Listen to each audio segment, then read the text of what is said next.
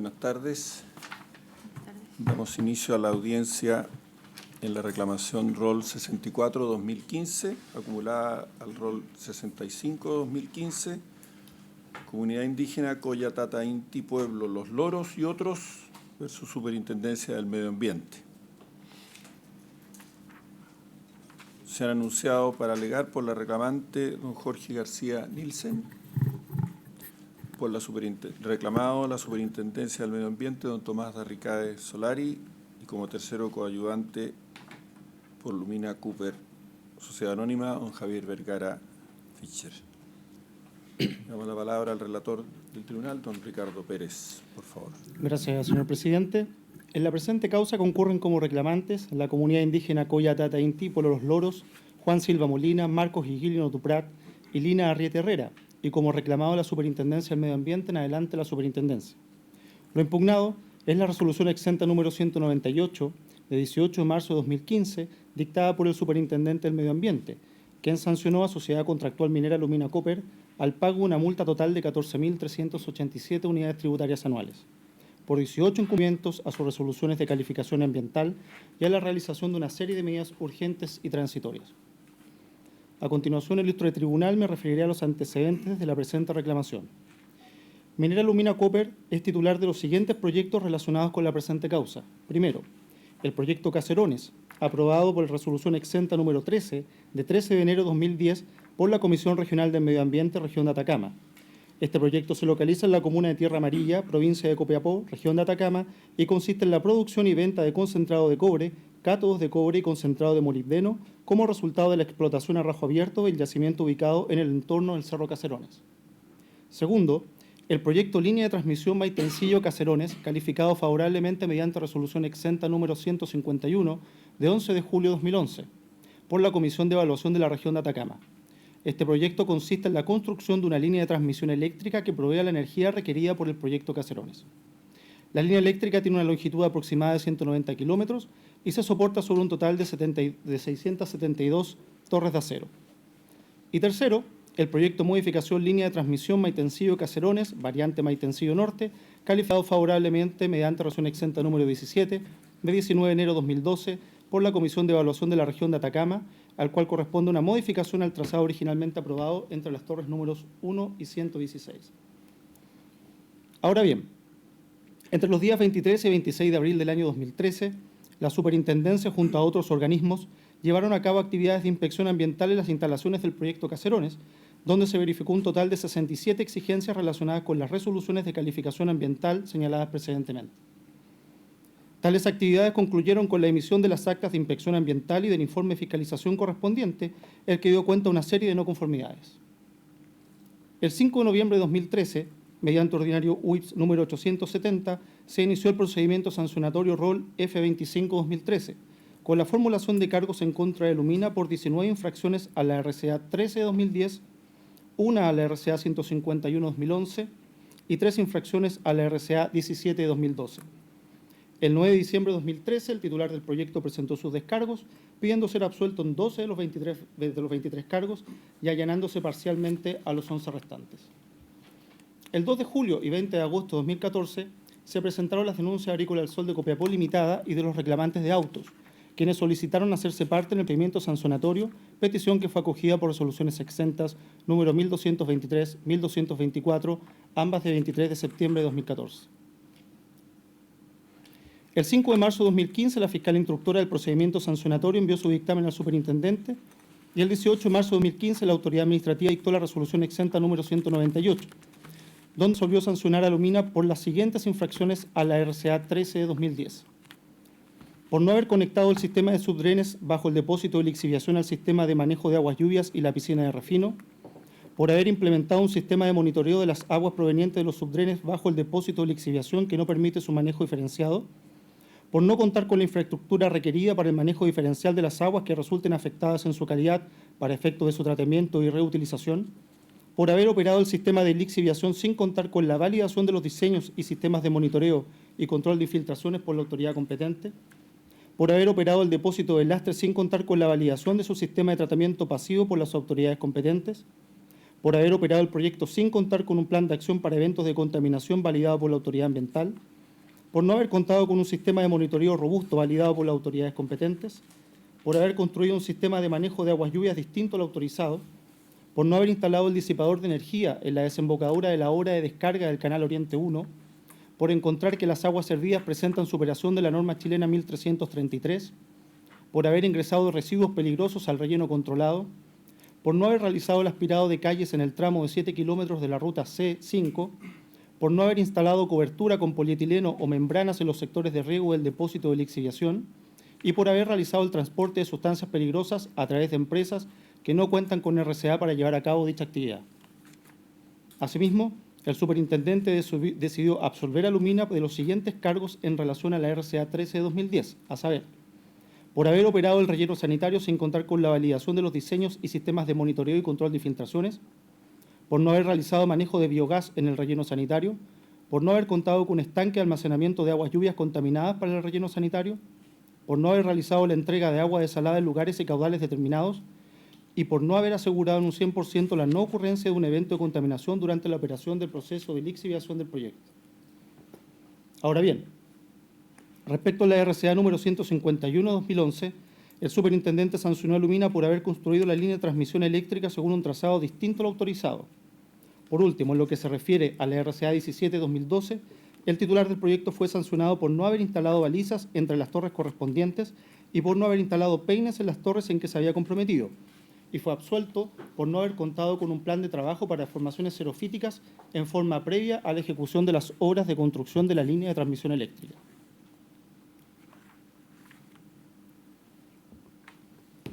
Ahora bien, junto con las multas asociadas a las infracciones señaladas precedentemente, que en total ascienden al monto de 14.387 unidades tributarias anuales, el superintendente impuso al titular la realización de medidas urgentes y transitorias consistentes en monitoreos semanales de las aguas bajo el muro cortafugas y reportes quincenales a la autoridad, así como la elaboración de un cronograma. El 24 de marzo de 2015, Lumina informa al superintendente el pago de 5.715 millones de pesos aproximadamente, correspondiente a la multa impuesta por la resolución de término, con el descuento del 25% por haber pagado dentro de quinto día hábil. El 7 de abril de 2015, la comunidad indígena Coya Tanta Iti Pueblo Los Loros, Juan Silva Molina, Marco Giglino Duprat y Lina Arrieta Herrera interponen ante este tribunal, conforme al artículo 17, número 3 de la ley número 20.600, una reclamación en contra de la resolución exenta número 198 de 18 de marzo de 2015. Por resolución de 16 de abril de 2015, este tribunal admitió a trámite la reclamación y solicitó a la superintendencia que evacuara el respectivo informe, el que fue remitido por la reclamada el 6 de mayo del presente año. El 1 de junio de 2015, Lumina pidió ser parte como tercero coadyuvante, solicitó que fue acogida por este tribunal por resolución de 19 de junio de 2015. Ahora bien, ilustre tribunal, en razón de lo señalado por las partes en sus respectivas presentaciones, los argumentos desarrollados por ellos son los siguientes. En términos generales, el reclamante señala que la superintendencia habría determinado y ponderado incorrectamente las sanciones, por cuanto, en su opinión, y citando al profesor Bermúdez, las circunstancias del artículo 40 de la Ley Orgánica de la Superintendencia no solo se deben utilizar para determinar la extensión en concreto de la multa, sino que también en la determinación de la gravedad de la infracción. La Superintendencia, por su parte, replica señalando que la fórmula propuesta por el reclamante es improcedente y contraria al texto legal, pues las sanciones no aumentan de leve a grave o de grave a gravísima, dado que ello corresponde a su clasificación. Agrega que la cita al mencionado profesor es cerrada, pues los dos momentos a los que él se refiere corresponden, en primer lugar, a la determinación de la clase de sanción conforme al artículo 39 de la Ley Orgánica de la Superintendencia y, en segundo lugar, a la determinación de la extensión de la sanción en concreto. Ahora bien, en cuanto a las alegaciones en concreto, estas recaen en determinar si correspondía absolver de ciertas infracciones al titular del proyecto, si las infracciones sancionadas se encuentran correctamente calificadas, si fueron debidamente consideradas y ponderadas las circunstancias del artículo 40 de la Ley Orgánica de la Superintendencia y, finalmente, se discute sobre la correcta imposición de las medidas urgentes y transitorias contenidas en la resolución impugnada. A continuación, me referiré someramente a los argumentos expuestos por las partes, siguiendo el orden anteriormente señalado. En cuanto a la absolución de infracciones. En primer lugar, respecto a la infracción B2, que se refiere a la operación del relleno sanitario sin contar con la validación de los diseños y sistemas de monitoreo y control de infiltraciones por la autoridad competente, y cuyo motivo de absolución fue que el considerando número 12.5 de la RCA número 13 de 2010, que sustentaba el cargo, no aplicaba dicho relleno, el reclamante señala que si bien es efectivo que la RCA no habla de validación respecto al relleno, sí exige al menos la presentación de un plan de seguimiento, el que sí requería de validación a la luz del contexto de los demás numerales del citado considerando, sin la cual el proyecto no debía operar, por lo que exige se sancione la infracción como gravísima o en su defecto como grave. Por su parte, la Superintendencia explica que la obligación de validar previamente los sistemas de monitoreo provienen de la carta enviada por Lumina el 5 de enero de 2010, en cuyo anexo se precisa el área de influencia de los depósitos que debían contar con dicha validación, y el relleno sanitario, ubicado en el sector de Ramadillas, queda fuera de este, razón por la cual se procedió a absolver al titular de dicha infracción. En segundo lugar, respecto a la infracción H3, esto es, no haber contado con un plan de trabajo para formaciones xerofíticas aprobados por CONAF, en forma previa a la ejecución de obras de construcción, y cuyo motivo de absolución se debió a la aplicación del principio non bis in idem, por cuanto el titular ya había sido condenado por los mismos hechos conforme a la Ley 20.283 por el Juzgado de Policía Local de Vallenar, el reclamante señala que el artículo 60 de la Ley Orgánica de la Superintendencia no establece el descarte absoluto de una infracción sobre la otra, sino que la imposición de la sanción correspondiente a la de mayor gravedad, y que no aplica el non bis in idem, pues no se presenta la identidad de fundamento. Sobre el punto, la Superintendencia señala que lo pretendido por el reclamante es que se configure un concurso real, aplicando la sanción más alta al infractor en virtud del citado artículo 60. Sin embargo, esto no es posible dado que la sentencia del Juzgado de Policía Local de Vallenar ya se encuentra ejecutoriada. En tercer lugar, respecto a la infracción J1, correspondiente a no haber realizado la entrega de agua desalada comprometida y cuyo motivo de absolución se debió a que la obligación, pese a no tener fecha precisa, se encontraba asociada al inicio del proceso de concentración, el cual no se había iniciado la fecha de inspección, el reclamante alega que no se consideró el contexto hídrico del valle, que la Superintendencia se contradice respecto a la exigibilidad de las obligaciones que no tienen fecha cierta y que si la Superintendencia tenía dudas sobre el alcance de la RCA, debió solicitar interpretación al director ejecutivo del SEA. Lo anterior es contradicho por la Superintendencia, precisando que las obligaciones sin un plazo para su cumplimiento se entienden exigibles desde la fase de ejecución, a menos que existan antecedentes que permitan determinarla. Pues bien, en este caso, de la revisión de la evaluación ambiental se pudo precisar que la obligación era exigible desde el año 2014, no siendo necesaria una solicitud de interpretación. Por último, respecto a la infracción K1, que se refiere a que el titular no habría asegurado en un 100% la no ocurrencia de un evento de contaminación durante la operación del proceso de lixiviación del proyecto, producto de los hechos constitutivos de infracción señalados en las letras A, B y E2, y cuyo motivo de absolución fue la aplicación del principio non bis in idem, el reclamante señala que las infracciones se encuentran en una relación de medio a fin y no existe el mismo fundamento jurídico, lo que excluye la aplicación del citado principio. Sobre este punto de la reclamación, la Superintendencia no se hace cargo en su informe. Ahora bien, ilustre tribunal, a continuación me referiré sucintamente a las alegaciones relacionadas con las infracciones calificadas como leves. En primer lugar, respecto a la infracción C1, que corresponde a la construcción del sistema de manejo de aguas lluvias distinto al autorizado, calificada de leve por la Superintendencia debido a que la modificación al sistema de aguas lluvias se encontraba autorizada por la DGA, el reclamante señala que la aprobación a lo más puede ser considerada como una conducta posterior, positiva, pero no disminuye la lesividad del sistema implementado. No corresponde, agrega, descartar daño mental o riesgo para la población y lo que correspondía era clasificar la infracción como grave en base al artículo 36, número 2, letra E de la Ley Orgánica de la Superintendencia. Sobre este punto, la Superintendencia señala que la infracción se calificó como leve porque no se logró acreditar la existencia de alguna de las circunstancias de los numerales 1 y 2 de la ley, del artículo 36 de su Ley Orgánica. Agrega que la autorización de la DGA, al ser un organismo competente en la materia, si bien no exime a Lumina de su infracción, sí logra acreditar la levedad de la misma, pues permite descartar la concurrencia de daño ambiental o riesgo a la salud de las personas. En segundo lugar, respecto a la infracción C2, que corresponde a no haber instalado el disipador de energía en la desembocadura de la obra de descarga del Canal Oriente 1, el reclamante señala que debió calificarse como grave, por la directa relación que tiene el disipador con el sistema de manejo de aguas lluvias, no pudiendo aducirse un principio de intervención mínima del medio ambiente cuando la instalación del disipador de energía tenía por objeto protegerlo, debiendo prevalecer el principio preventivo y precautorio. A ello suma la errónea aplicación de las circunstancias del artículo 40. Por su parte, la Superintendencia señala que en el procedimiento sancionatorio no se logró acreditar la existencia de alguna de las circunstancias de los numerales 1 y 2 del artículo 36, y que la parte reclamante hiera al recurrir a las circunstancias del artículo 40 para discutir la clasificación de la infracción, pues esta corresponde a una etapa previa a su ponderación en el proceso de determinación de la sanción. Por último, respecto a la infracción de 1, correspondiente a que las aguas servidas presentan superación de norma, el reclamante señala que la lesividad se encuentra acreditada y que la infracción sería grave, y de considerar correctamente las agravantes del artículo 40, se puede imponer las sanciones establecidas para las infracciones gravísimas o, en su defecto, las graves en su grado máximo. Lo anterior es refutado por la Superintendencia, quien señala que la infracción fue calificada como leve en relación a la baja lesividad que representan los parámetros superados, los que no son capaces por sí de generar riesgo significativo en el recurso hídrico, dado que su uso es la humectación de caminos de la mina. Agrega que es un error que la parte reclamante recurra a las circunstancias del artículo 40 para discutir la clasificación de la infracción, que es una etapa previa en el proceso de determinación de la sanción.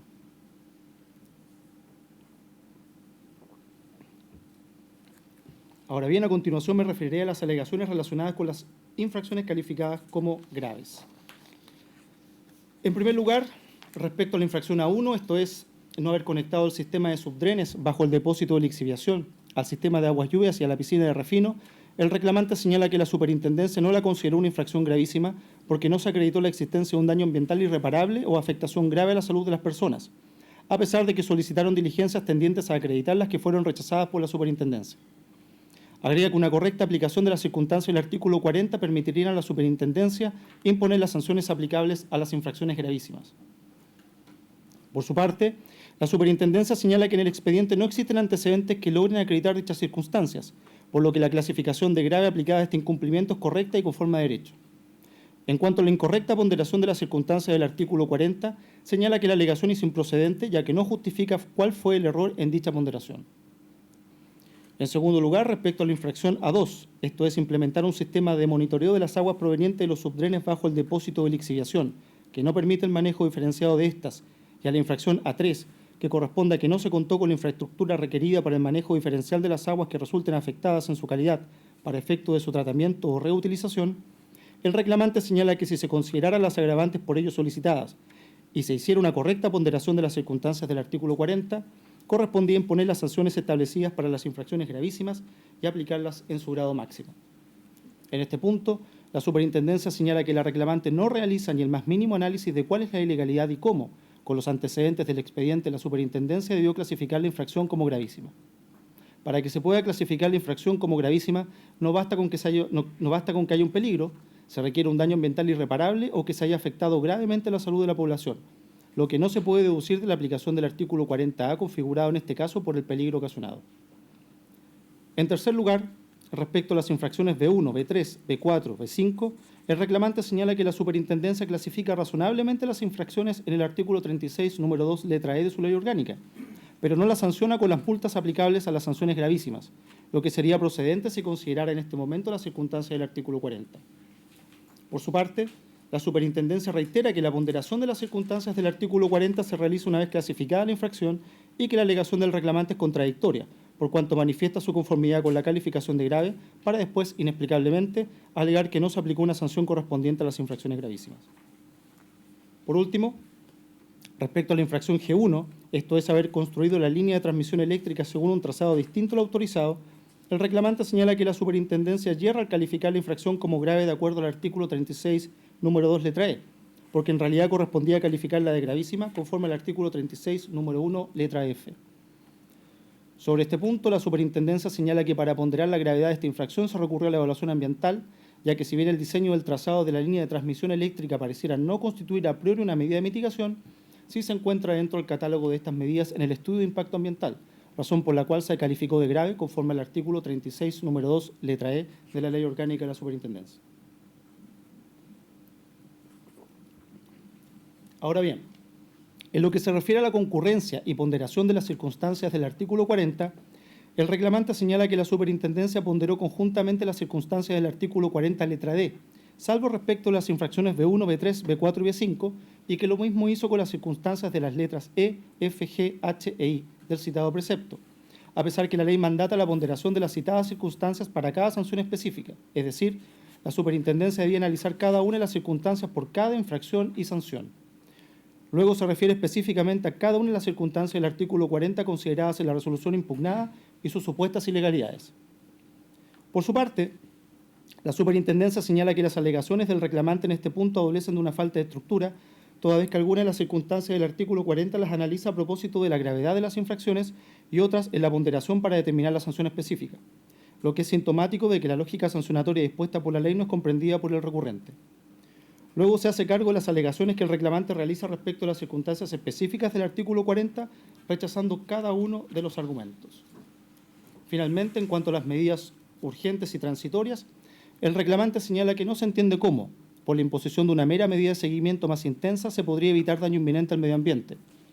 Respecto al cronograma, señala que todo el sentido de la resolución exenta número 198 se fuma, ya que reconoce el incumplimiento continuo y permanente hasta la fecha de las condiciones exigidas por la RCA número 13/2010 y, sin embargo, permite su operación ilegal. Agrega que faltan medidas urgentes y transitorias que imponen los principios que iluminan las materias ambientales, como el principio preventivo, precautorio, indubio pro ambiente y protección del interés general, por sobre el particular, y que la única medida que se hace cargo del problema es la clausura temporal, hasta que no se acredite el cumplimiento íntegro de la citada RCA. Por su parte, la superintendencia señala que la reclamante comete un grave error de derecho en su argumentación sobre las medidas urgentes y transitorias impuestas, ya que sus requisitos están dispuestos en el artículo 3, letra G de su ley orgánica, y no en el artículo 48 referido a las medidas provisionales. Agrega que la reclamante hace una exposición abstracta de principios sin aplicarlos al caso concreto, y que el ejercicio que le correspondía realizar era analizar desde un punto de vista técnico y jurídico por qué las medidas ordenadas son insuficientes para hacerse cargo del riesgo existente, lo que no realizó. Ahora bien, su señoría ilustra, en cuanto a los petitorios, la parte reclamante solicita se acoja a su reclamación dictando sentencia de reemplazo que revoque la RCA número 13/2010, en subsidio que se acojan sus alegaciones procediendo adicionalmente a clausurar el proyecto por 30 días como medida urgente y transitoria, en subsidio de lo anterior acoger sus alegaciones y aplicar el máximo de multas, en subsidio de lo anterior retrotraer el proceso sancionatorio e instruir a la superintendencia para que realice diligencias y recalifique las infracciones y sanciones, todo ello con expresa condena en costas. Por su parte, la superintendencia solicita se rechace la reclamación en todas sus partes, declarando que la resolución impugnada es legal y que fue dictada conforme a la normativa vigente con expresa condenación en costa. Por último, y con esto finalizo, señalar que el 22 de junio del presente año el tercero coadyuvante de la superintendencia presentó un escrito haciendo presente sus argumentos en la causa, que erró la foja 601, y lo mismo hizo hoy el reclamante en su escrito que erró las fojas 680. Es todo cuanto puedo relatar en el tribunal. Muchas gracias. Muchas gracias, señor relator.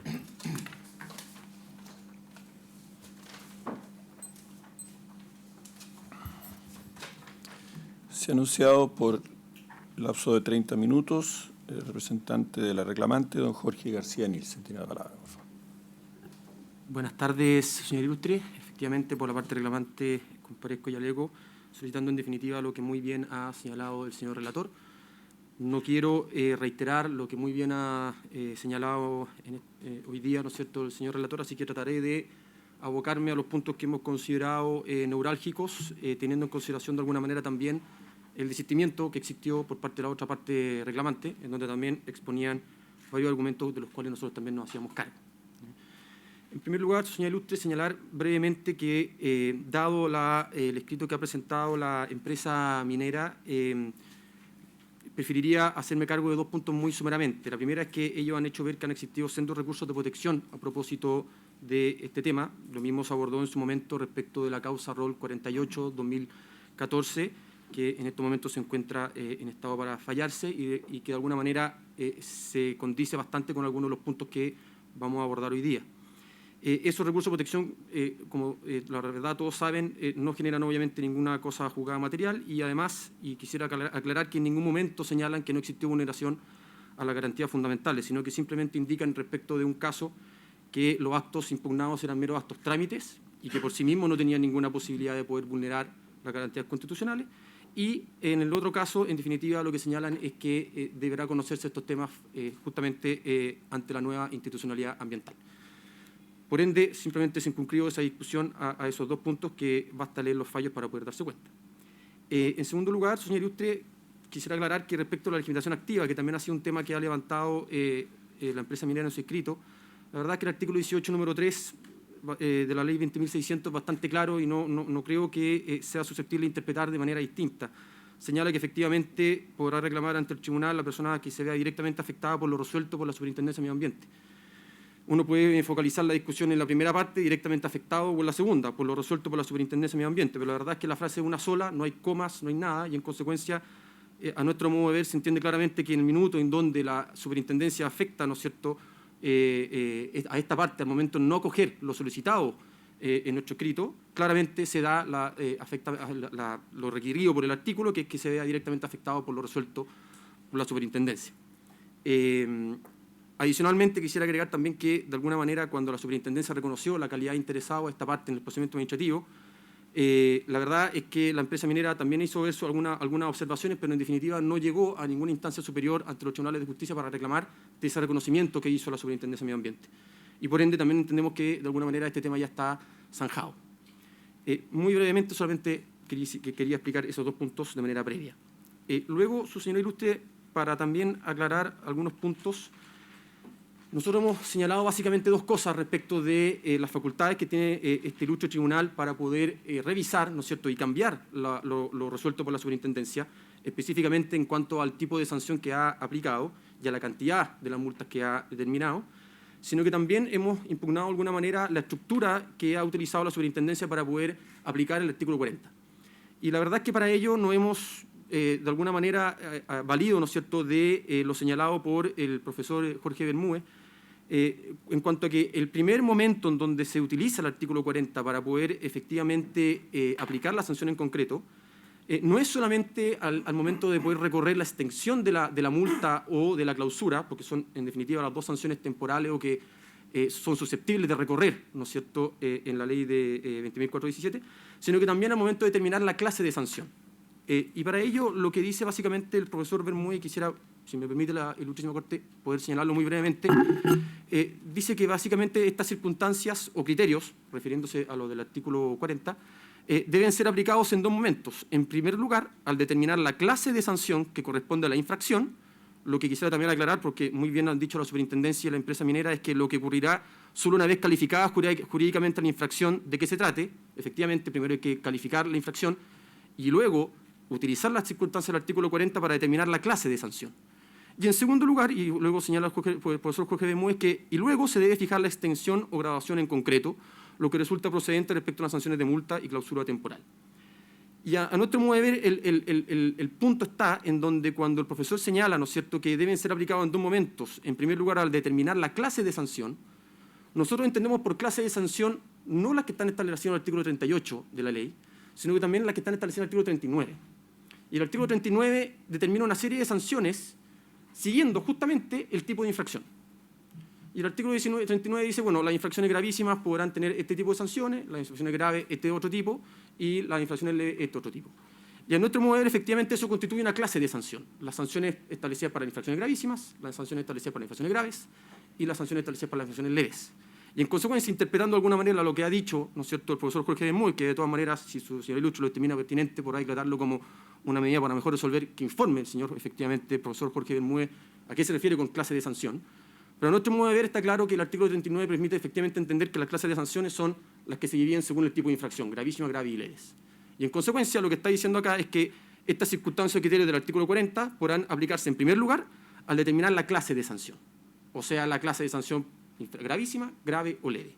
Y por ende, si bien la infracción puede ser grave, yo, utilizando el artículo 40, podría cambiar y variar la sanción y aplicar las sanciones establecidas para las infracciones gravísimas, porque el artículo 40 lo permitiría, según lo que vamos a ver posteriormente, la concurrencia de las mismas. Nosotros hicimos un cuadrito acá, en una pequeña minuta, que vamos a entregarle a la sociedad ilustre y también a la contraparte, porque lamentablemente no tuvimos un problema tecnológico, no pudimos traspasarlo, como lo ha hecho muy bien la Superintendencia, a un PowerPoint, que es lo que nos hubiera gustado hacer. Pero en ese cuadro básicamente lo que establecemos es que la Superintendencia ha reconocido expresamente en su resolución 5 o 6 agravantes y 1 o 2 atenuantes. Y en realidad, con esa ponderación del artículo 40, claramente en algunos casos lo que entendemos nosotros es que correspondía aplicar sanciones gravísimas o en su defecto, si es que efectivamente esta estructura que nosotros entendemos que permitiría aplicar la ley 20.417 a la Superintendencia no la acomoda y simplemente no lo quiere hacer, bueno, entonces aplicar las sanciones establecidas para las infracciones graves, pero en su máximo.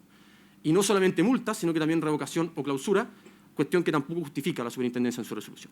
Entonces, siguiendo este esquema, su señor ilustre, lo primero que queríamos establecer era efectivamente que, de alguna manera, esta circunstancia del artículo 40, que muy bien sopesa la Superintendencia en su resolución, podían permitir en realidad aplicar sanciones gravísimas a infracciones graves, que es lo primero que hemos solicitado. En segundo lugar, señor ilustre, la verdad es que, como señalé sumeramente anteriormente, tampoco la superintendencia aplica adecuadamente el artículo 40 para recorrer toda la extensión de las sanciones del artículo 38 y 39, porque en realidad ni siquiera estableciendo, ¿no es cierto?, las agravantes que ellos mismos han estipulado, establece sanciones en multas correspondientes y proporcionales a esa circunstancia del artículo 40 que ella misma acredita. Y en consecuencia no solamente no justifica de manera clara y precisa, considerando las circunstancias del artículo 40 que ella misma determina, la multa que en definitiva aplica, sino que también no explica por qué no aplica las otras sanciones, tanto el artículo 38 como el artículo 29. O sea, no explica por qué no aplica la revocación, no explica por qué no aplica una clausura, ya sea temporal o definitiva, o por qué ni siquiera suspende los efectos de la resolución. Nada de eso lo explica. Había consideración, como he dicho, de las circunstancias del artículo 40 que ella misma ha acreditado.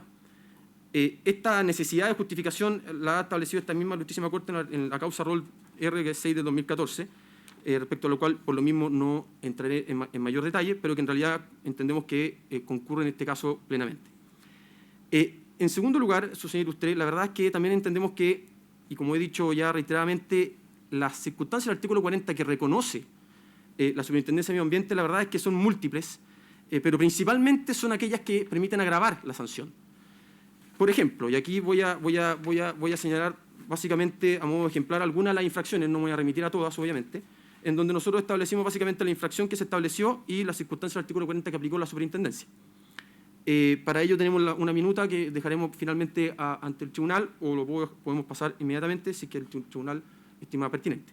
Pero en primer lugar, respecto a la infracción A1, ¿no es cierto?, que no haber conectado el sistema de subdrenes bajo el depósito de lixiviación al sistema de manejo de agua y lluvia de la piscina de refino, la Superintendencia de Medio Ambiente aplicó la causal agravante, por llamarlo de alguna manera, al artículo 40, que primero generó un peligro de contaminación de importancia, en sus mismos términos, generó costo retrasado o un beneficio económico equivalente a 686 UTA, existían sanciones anteriores y por lo tanto también aplicó esa agravante.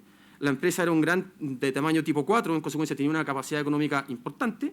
Y por último aplica la cooperación eficaz y conducta positiva posterior como dos atenuantes distintas cuando en realidad, a nuestro modo de ver, son prácticamente lo mismo. Y en consecuencia existe una sola valoración de la misma conducta, digamos, atenuante en este caso.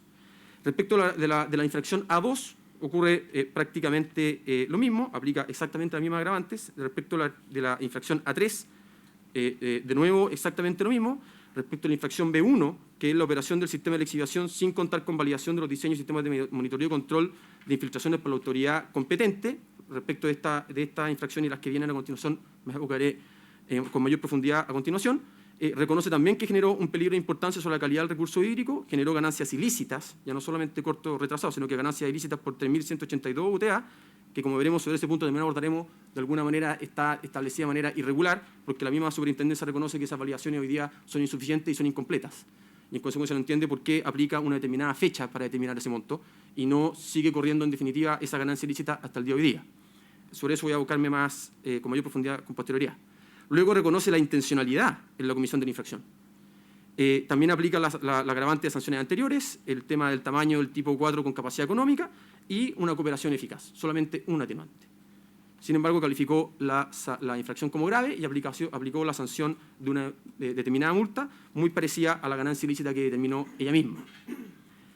Ocurre prácticamente lo mismo con las infracciones B3, que es la operación del depósito de lastre sin contar con validación, la infracción B4, que es la operación del proyecto sin contar con un plan de acción de eventos de contaminación, la B5, que no es contar con un sistema de monitoreo robusto validado por las autoridades competentes, y por último también la G1, ¿no es cierto?, de haber construido la línea de transmisión eléctrica por un trazado distinto, en donde también reconoce el peligro de importancia sobre la flora, los costos evitados, las sanciones anteriores, el tamaño y la cooperación eficaz.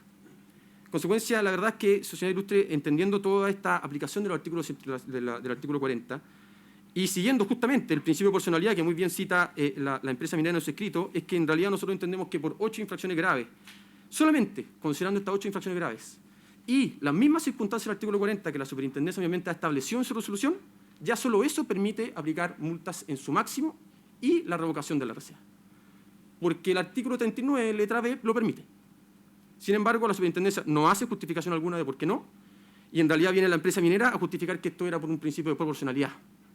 Pero justamente, como hemos dicho, es que el principio de proporcionalidad, atendiendo justamente la circunstancia del artículo 40, entendemos que justamente opera al revés, o sea, permitiría efectivamente aplicar la sanción en su máximo, en este caso de multa y de revocación, o en su defecto, la de clausura temporal o definitiva, que es justamente lo que estamos señalando y solicitando para asegurar la protección al medio ambiente que hoy día, como vamos a señalar ahora, se ha visto afectada, se ve afectada y se va a seguir viendo afectada. Justamente ahora pasamos como tercer punto, señor Ilustre, a las infracciones de B1, B3 y B5. Y sobre esto voy a tratar de detenerme particularmente porque de alguna manera consideramos que es el punto neurálgico de este procedimiento administrativo sancionador. Respecto de la infracción B1, que es la operar el sistema de lixiviación sin contar con la validación de los diseños del sistema de monitoreo y control de infiltraciones por parte de la autoridad competente, ella se relaciona en definitiva con el considerando 12.5 de la RCA número 13, en donde señala explícitamente que dichos antecedentes deberán ser validados por la autoridad ambiental previo informe favorable de los órganos competentes de la Administración del Estado, y mientras no se emita la respectiva validación favorable del proyecto, este no operará. La verdad es que más claro es imposible. A su vez, considerando 11, letra B de la RCA número 13, señala que en definitiva, y para aclarar el punto, es que no obstante los órganos de la Administración del Estado competentes, a través de sus respectivos informes sectoriales, no han validado las modelaciones presentadas, ya sea lo referente a la calidad del recurso debido a la operación de los depósitos de lama, arena, lixiviación y lastre, como la sustentabilidad de los caudales que se pretenden extraer. Posteriormente, la empresa minera presentó una carta de fecha 5 de enero del 2010, frente a lo cual la RCA estableció que el titular entregará a la Corema, en base a esta carta que presentó la empresa, dentro de los 6 meses de obtenida la RCA aprobatoria la información que se utilizaba para el desarrollo de la ingeniería. Luego señala respecto de qué se va a requerir esta validación y finalmente concluye que mientras esto no suceda, el proyecto no operará. Por lo mismo es que la Superintendencia de Medio Ambiente vino a establecer frente a esta infracción y, en definitiva, las otras que se refieren a la literal B, las infracciones de tipo B, que la misma Superintendencia ha clasificado así, que ha existido la intencionalidad. Pero este componente de intencionalidad, a nuestro modo de ver, su señoría ilustre, la verdad es que viene a, de alguna manera, obtener mayor importancia y mayor magnitud cuando la propia Superintendencia, nuevamente, en sus considerandos 401 y 402, y para esto quisiera detenerme para poder leerla prácticamente en su totalidad, estos dos considerandos por la importancia que tienen, porque la misma Superintendencia lo reconoce en su resolución, es que señala, considerando las observaciones de la DGA antes mencionados, que están en los considerandos 398, 399 y 400, que no me quiero extender particularmente en ellas porque son bastante largas, pero en definitiva lo que viene a señalar esos pronunciamientos de la DGA y del Senajomín son las validaciones, ¿no es cierto?, que había que hacer al proyecto, que ocurrieron recién el año pasado. Y frente a eso, la Superintendencia lo que ha señalado es que en realidad estas validaciones son incompletas y son insuficientes por una serie de condiciones que estas mismas validaciones exigieron, que no se han visto cumplidas tanto a la fecha de pronunciamiento de la Superintendencia como hasta el día de hoy día, por lo menos de lo que esta parte sabe. Y bueno, continúa diciendo que considerando la observación de la DGA antes mencionada, tanto respecto a aquella advertida al propósito del plan de acción, del plan de monitoreo robusto y del diseño del sistema de tratamiento pasivo, se puede concluir que a la fecha no existe un adecuado plan de seguimiento de la calidad del agua del proyecto Caserones. Este aspecto, como se expuso en la configuración de la infracción de la letra B de la formación de cargos, quedó pendiente para una fase posterior, lo que implicó determinar aspectos propios de la evaluación ambiental que deberían haberse zanjado de manera previa a la calificación favorable del proyecto Caserones. Estamos totalmente de acuerdo con la Superintendencia. Esto tenía que zanjarse dentro del proceso de evaluación ambiental, no después. Pero bueno, se concluye también que aún existen preocupantes carencias en el plan de monitoreo robusto respecto a la calidad de las aguas, lo que implica que a la fecha no sea posible determinar en qué medida las excedentes detectadas a la NSH 133 implican o no una real afectación a las aguas, o bien que necesiten de la activación de un plan de remediación, dado que en varios casos no existen umbrales de alerta temprana, como por ejemplo ocurre con el agua subterránea del depósito de lixiviación. Ella misma ha señalado que en la realidad estas validaciones, como la misma Superintendencia y DGA han dicho, no son suficientes. Hay una serie de condiciones que tienen que cumplir adicionales a estos pronunciamientos supuestamente favorables. En el considerando 402 es aún más clara la Superintendencia de Medio Ambiente y señala que en definitiva, sin embargo, los antecedentes revisados, en particular la resolución exenta 64 y 133, ambas de la Comisión de Evaluación de la Región de Atacama, estos se refieren al tema únicamente resolviendo validar el plan de monitoreo robusto y el diseño del sistema de tratamiento pasivo, previa conformidad con condiciones de la DGA de Región de Atacama. Respecto a las condiciones mencionadas, se remite a ordenar el cumplimiento de estas, sin embargo, no las pondera tal como solicitó la DGA. O sea, está diciendo a la Superintendencia que la DGA exigió determinadas condiciones, pero que la Comisión de Evaluación de la Región de Atacama ni siquiera las ponderó. Y por tanto, a la fecha, la empresa ha interpretado que cuenta con las validaciones requeridas en la RCA número 13, lo que no es efectivo. La misma Superintendencia lo dice, lo que no es efectivo. considerando que dicha validación está sujeta al cumplimiento de las condiciones de la DGA, que a la fecha de pronunciamiento de la superintendencia no se han cumplido y que entendemos que hasta la fecha tampoco se han cumplido. Segunda cuenta la información contenida en el presente procedimiento sancionatorio. En consecuencia de lo anterior, a nuestro mover, Sociedad Ilustre, la verdad es que lo único que lleva a concluir es que ni al momento de levantarse los cargos por parte de la superintendencia, ni aún en los propios dichos de la superintendencia, existen las validaciones adecuadas y completas al sistema de monitoreo del proyecto Caserones. No existen, hasta la fecha. Y por ende, en primer lugar, lo que queremos señalar es que no se puede aplicar el beneficio económico obtenido por la minera, pues aún hasta la fecha continúa devengando las ganancias ilícitas que la misma superintendencia ha reconocido. Si la misma superintendencia, en estos considerando, ha señalado que no son suficientes, que no son completas, que se requieren condiciones que no están cumplidas, ¿por qué después señala un beneficio económico determinado hasta una fecha determinada, contradiciéndose básicamente con lo mismo ella misma ha señalado en sus considerandos 401 y 402? En segundo lugar, y como muy bien ha señalado la otra parte del reglamento que lamentablemente se desistió, de alguna manera estos párrafos de la Superintendencia de Medio Ambiente dan a entender que lo que se le ha otorgado, dado lo que finalmente resolvió la Superintendencia, que es una medida cautelar de seguimiento cada 5 días, es en definitiva permitir o darle una carta blanca a la empresa minera para contaminar, o a lo menos para seguir operando de manera ilegal. Ilegal porque claramente, como he señalado, la RCA es bastante clara en sus exigencias y conforme al principio de tipicidad en derecho administrativo se estaría incumpliendo constante y permanentemente esa exigencia de no tener las validaciones previo a la operación del proyecto. Hoy día el proyecto opera y sin esa validación. Y en consecuencia, de alguna manera, esta carta blanca existe, ya sea que se quiera entender como carta blanca para contaminar, como lo ha dicho la otra parte del reglamento que se desistió, o a lo menos para operar de manera totalmente ilegal, vulnerando su propia resolución de calificación ambiental. Y por último, Sociedad Ilustre, la verdad es que la necesidad de aplicar medidas cautelares también deja que desear, porque la Superintendencia de Medio Ambiente lo que ha señalado en su parte número 2 de la parte resolutiva fue exigir, en definitiva, y en sus propias palabras, que en tanto no se verifique por las autoridades competentes el total e íntegro cumplimiento de las condiciones exigidas en las resoluciones exentas 64 y 133, que son en definitiva las que validaron en definitiva los planes de monitoreo y los planes de acción y el sistema de tratamiento pasivo del proyecto Caserones, la empresa deberá monitorear con frecuencia semanal las aguas bajo el muro cortafugas de la quebrada La Brea, midiendo la lista de parámetros propuestos en la tabla número 4 del plan de monitoreo robusto en su última versión ingresada. Bueno, como veremos, posteriormente la superintendencia exigió nueva información al proyecto Caserones. Esta fue entregada el 3 de junio de este año y de esa información concluimos que en realidad no se ha cumplido todavía con este monitoreo de la manera en que está solicitando la superintendencia. Y por último también señala que dentro de los 5 días hábiles contados la notificación de la presente resolución, la empresa minera debe presentar un cronograma con explicación de metas, plazos y medios de verificación para el cumplimiento de todas las condiciones exigidas por la autoridad de la resolución exenta 64 y 133. Entendemos que eso tampoco ha operado hasta la fecha, por lo menos de lo que está en el sistema web de la SNIFA y del tribunal, no existe nada respecto a eso. En consecuencia, ninguna de las dos condiciones se han cumplido adecuadamente, que son las medidas cautelares que la propia superintendencia ha exigido. Y eso es justamente lo que de alguna manera también nos enseña a nosotros, señor Ilustre, que en realidad esas medidas cautelares no servían de prácticamente nada. O sea, en realidad acá la única medida proporcional y que efectivamente resguarda el medio ambiente era la clausura temporal, que es lo que me he venido solicitando desde el día 1. Porque este proyecto simplemente opera o bien en total oscuras, porque no hay ciertos pozos de monitoreo que, como vamos a ver posteriormente, no se informan hasta la fecha, o de lo que se informan, efectivamente hay excedencias tanto a la norma chilena como a la línea de base registrada por el propio proyecto. Y sobre eso justamente es que quisiera abocarme un poquito más adelante. Y por último, señor Ilustre, respecto a la infracción B4, que es no contar con un plan de acción para eventos de contaminación, validado por la autoridad ambiental, la verdad es que nuevamente también el considerando 12.7 de la RCA es sumamente clara, exige esa validación y además exige que mientras no se emita la respectiva validación, el proyecto no va a operar. Nuevamente lo deja claro y sin lugar a dudas.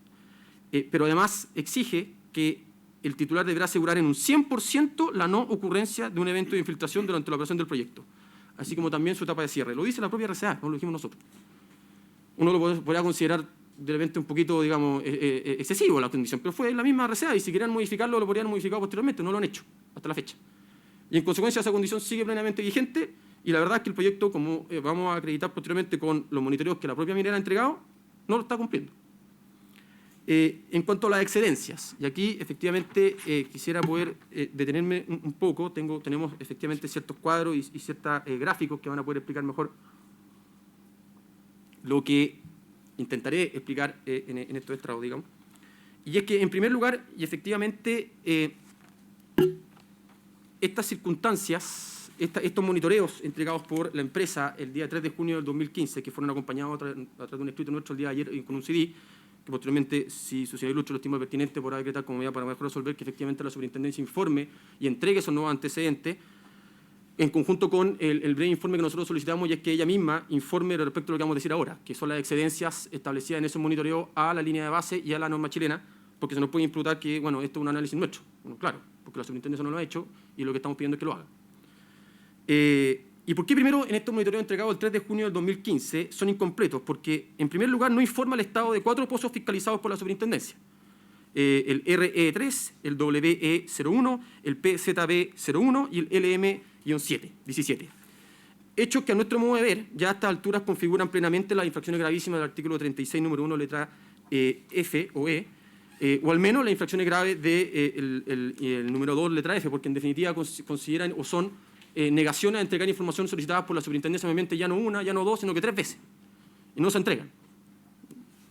En el mismo sentido, el titular omite parcialmente respecto a algunos de los pozos fiscalizados por la superintendencia algunas de las mediciones trimestrales requeridas por dicha autoridad administrativa, esto es, los últimos 3 trimestres al momento en que se dictó la resolución, es decir, en los meses de octubre de 2014, enero de 2015 y abril del presente año, no son informados, hechos que también constituyen infracciones gravísimas o en su defecto graves, como hemos señalado. Y por último, también las informaciones entregadas en algunos casos son incompletas. No es que ya no existan, como lo hemos señalado anteriormente, sino que en algunos casos son incompletas porque, por ejemplo, en los pozos LM06 y LM36 no existe medición en el mes de enero del 2015. No sabemos por qué.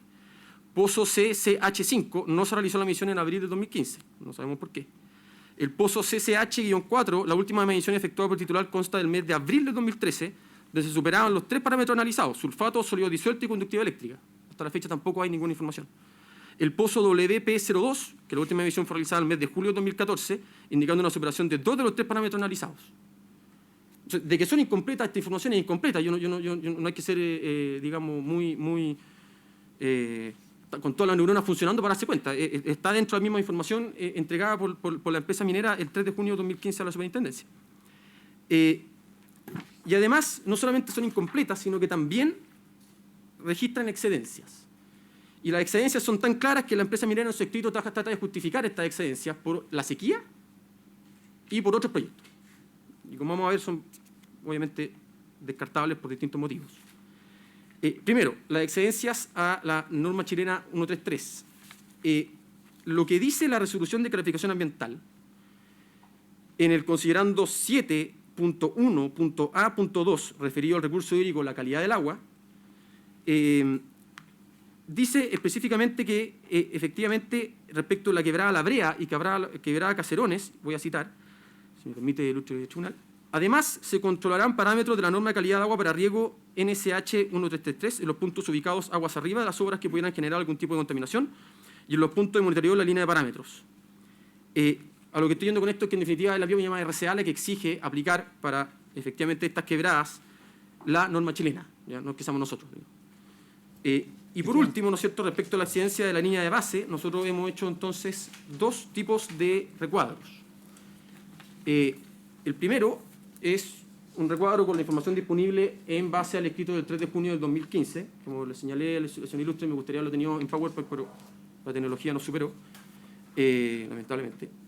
Pero bueno, hicimos un registro de todos los pozos, digamos, con específicamente, solamente quisiera recalcar los 3 parámetros que la superintendencia ha levantado como claves, que son la conductividad eléctrica, los sólidos disueltos y los sulfatos. Pueden haber sido más, pero bueno.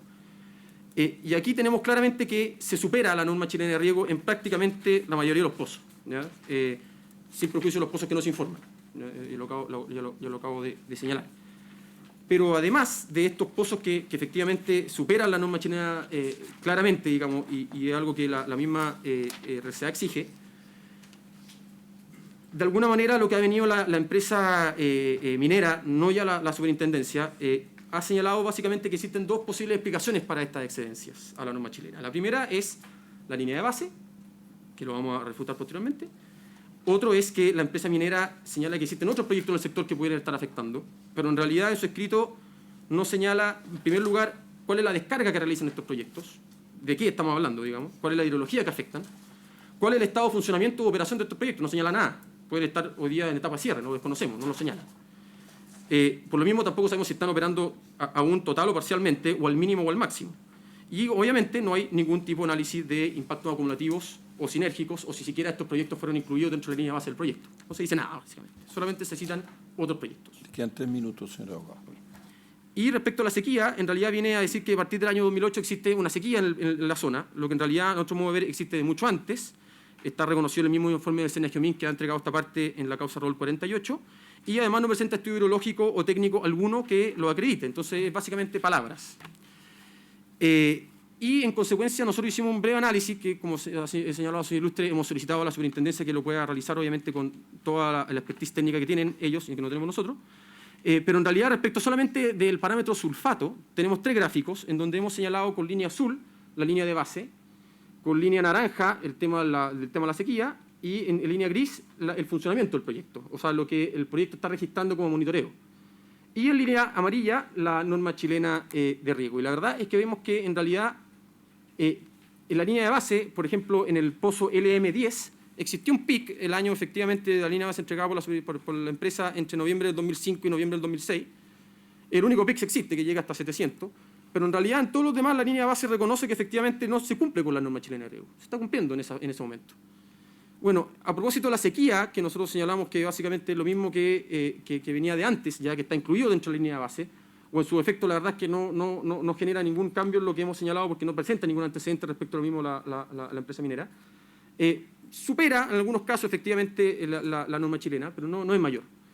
Y por último, efectivamente, el funcionamiento del proyecto tenemos claramente en línea gris que efectivamente lo superó entre noviembre del 2012 y noviembre del 2013, a propósito probablemente de la construcción, que hubo una baja a propósito probablemente de la fiscalización, que fue en noviembre del 2013, y ahí existe una baja y se cumple la norma chilena, pero posteriormente en noviembre de 2014 se registra nuevamente una superación y ya derechamente al día de hoy día se está superando la norma chilena. En consecuencia, no podemos efectivamente ni imputar a una posible sequía, ni tampoco a una línea de base las excedencias a la norma chilena de riego. Esto mismo pasa con el pozo LM05 y en definitiva también con el pozo LM7 respecto solamente a los sulfatos.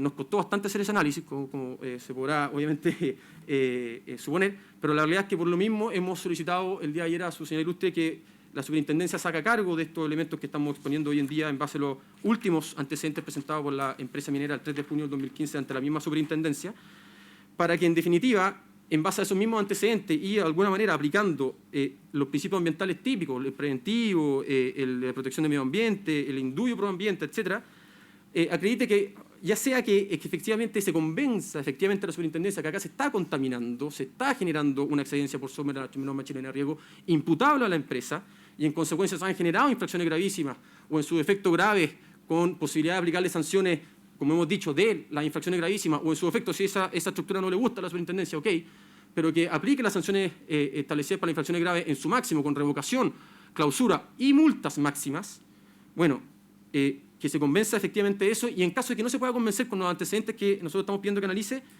bueno, que en definitiva eso no sea obstáculo para aplicar en definitiva el principio preventivo y precautorio en donde la falta de certeza no debe ser un problema, un obstáculo al momento de adoptar las medidas más adecuadas para la protección del medio ambiente. Y lo que hemos de alguna manera intentado acreditar hoy día es que la medida urgente y transitoria que daba por la superintendencia en su resolución 198 de seguimiento cada 5 días, en primer lugar no se ha cumplido y en segundo lugar cuando se ha cumplido se registran excedencias que son imputables a la medida. Es lo que hemos estado diciendo desde un comienzo y lo que esperamos que en definitiva la superintendencia ambiente acoja, ya sea a través de lo que hemos solicitado a la Sociedad Ilustre de revocar su acto administrativo o sentencia, como le hemos señalado nosotros, sentencia administrativa, y dicte una de reemplazo de alguna manera acogiendo esta solicitud de recalificación de sanciones, sobre la cual no he querido profundizar porque obviamente el tiempo no da y lo ha señalado muy bien el señor relator, aplicando revocación, clausura temporal o definitiva, y las multas más altas que en definitiva sean pertinentes en derecho conforme lo he señalado. Respecto a las demás infracciones no me voy a referir simplemente por un tema de tiempo, pero en definitiva está todo claramente expuesto tanto en la minuta que le vamos a dejar a la Sociedad Ilustre como en los escritos que ya se han presentado en actos. Muchas gracias, señor abogado.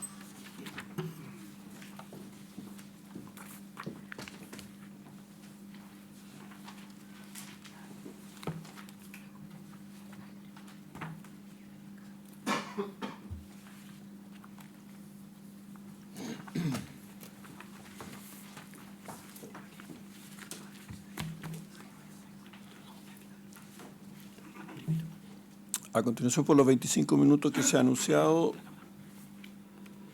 por la parte reclamada, don Tomás Daficae Solari, por favor. Muchas gracias, ministro, por su venia. Comparezco en representación de la Superintendencia del Medio Ambiente, solicitando ahí sí dice que el reclamo de ilegalidad de autos sea desestimado en todas sus partes con expresa condena en costa. La verdad, su señoría, es que escuchando a la contraparte me doy cuenta de que en realidad no tenemos puntos de divergencia tan profundos como parecen ser o como parecieron ser a primera vista. La mayoría de los puntos en discusión en realidad tienen una incidencia o podrían tener una incidencia marginal en la sanción, en definitiva, que cambie si es que eventualmente se acogen algunos de los argumentos que ha planteado la contraparte. Donde está el punto neurálgico y donde se juega, por así decirlo, la legalidad de la sanción es en la comprensión del riesgo que puede deducirse de las infracciones que detectó la superintendencia, si este fue adecuadamente ponderado y si las medidas que se han decidido para gestionarlo fueron o no las correctas. Y eso es lo que yo quisiera explicar de la manera más desapasionada y clara que me resulte posible. Para eso, en primer lugar, voy a hacer referencia a la información técnica que tenía a la vista la resolución sancionatoria, la fecha en que fue emitida, y posteriormente debo hacer referencia a información posterior a la emisión de ese acto administrativo. ¿Y por qué es importante hacerlo? Bueno, porque permite, por un lado, confirmar si el pronóstico que hizo la superintendencia fue correcto o no, es decir, si se ha ido verificando en los hechos y, por lo tanto, si es que la decisión sancionatoria adoptada fue relativamente correcta, sin perjuicio, y en esto quiero ser claro, de eventuales decisiones sancionatorias a las que den lugar estos nuevos antecedentes. Bien, en primer lugar, la resolución sancionatoria tuvo a la vista principalmente el memorándum 164 de la macrozona norte para conocer el estado de afectación del recurso hídrico a propósito del proyecto. Y efectivamente, en ese memorándum se identificaban ciertas excedencias. ¿Por qué no era posible para la superintendencia, a partir de lo que ahí se señalaba, imputarle al proyecto Caserones la afectación de las aguas? Bueno, en primer lugar, porque los parámetros ahí contenidos eran la conductividad específica, los sólidos disueltos totales y los sulfatos.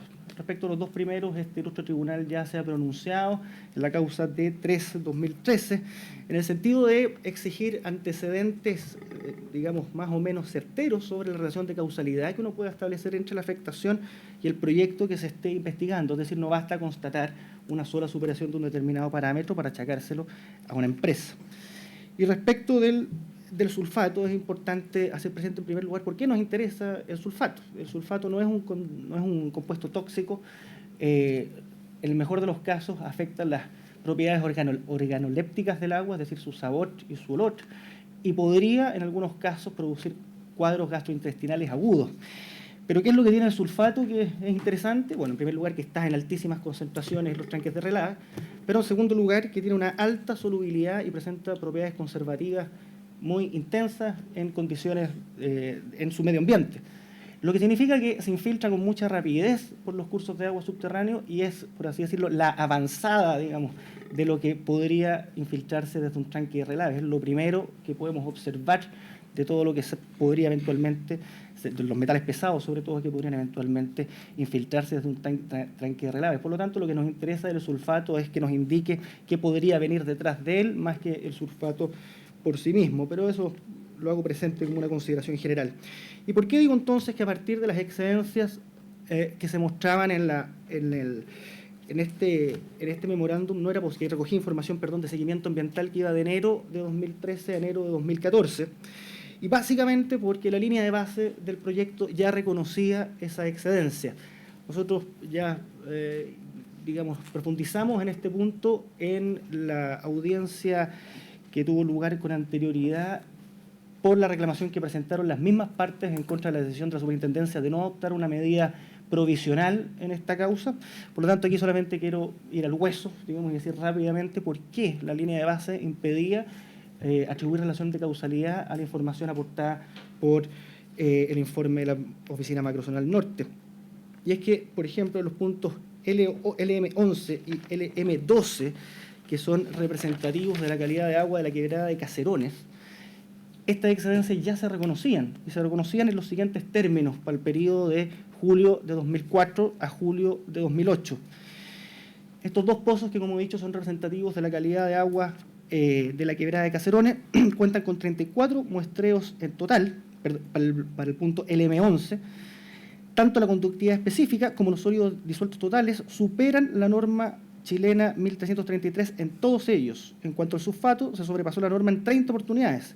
Expresada en términos estadísticos, se tienen los siguientes datos. Sólidos disueltos totales, promedio, 666 miligramos por litro. Máximo, 832 miligramos por litro. Sulfatos, donde la norma chilena 1333 establece el límite en 250 miligramos por litro, se superaron hasta llegar a los 451 y a un máximo de 567 miligramos por litro. Y la conductividad específica llegó a 1025 milimos y a un máximo de 1129 milimos. En el punto LM12 puede observarse algo similar. Con 29 muestreos en total, la conductividad específica sobrepasó la norma de riego en 28 oportunidades, los sólidos disueltos totales en 27 y el sulfato en 29 oportunidades. Expresada en términos estadísticos, se tiene que los sólidos disueltos totales alcanzaron un promedio de 661 miligramos por litro y un máximo de 940, los sulfatos un promedio de 449 y un máximo de 779, y conductividad específica un promedio de 951 milimos y un máximo de 1271. Sin embargo, quizás el dato más interesante es el que aparece proyectado en PowerPoint, que muestra los datos de un punto de monitoreo que se encuentra en el río Vizcachas. El río Vizcachas no está afectado por el proyecto y entiendo que corresponde al mismo punto que citó mi contradictor para demostrar la superación de los parámetros. Y como puede verse ahí claramente, ya a enero de 2013, por ejemplo, el parámetro sulfato se encontraba claramente sobrepasado. Y lo interesante, que muestra también las dificultades para establecer relaciones de causalidad, es que en el escenario con proyecto el nivel de sulfatos baja. No tiene ninguna importancia porque se trata de un área que no es influenciada por el proyecto de ninguna manera, pero es para graficar la dificultad que genera en esta zona, sobre todo establecer relaciones de causalidad con estos solos datos.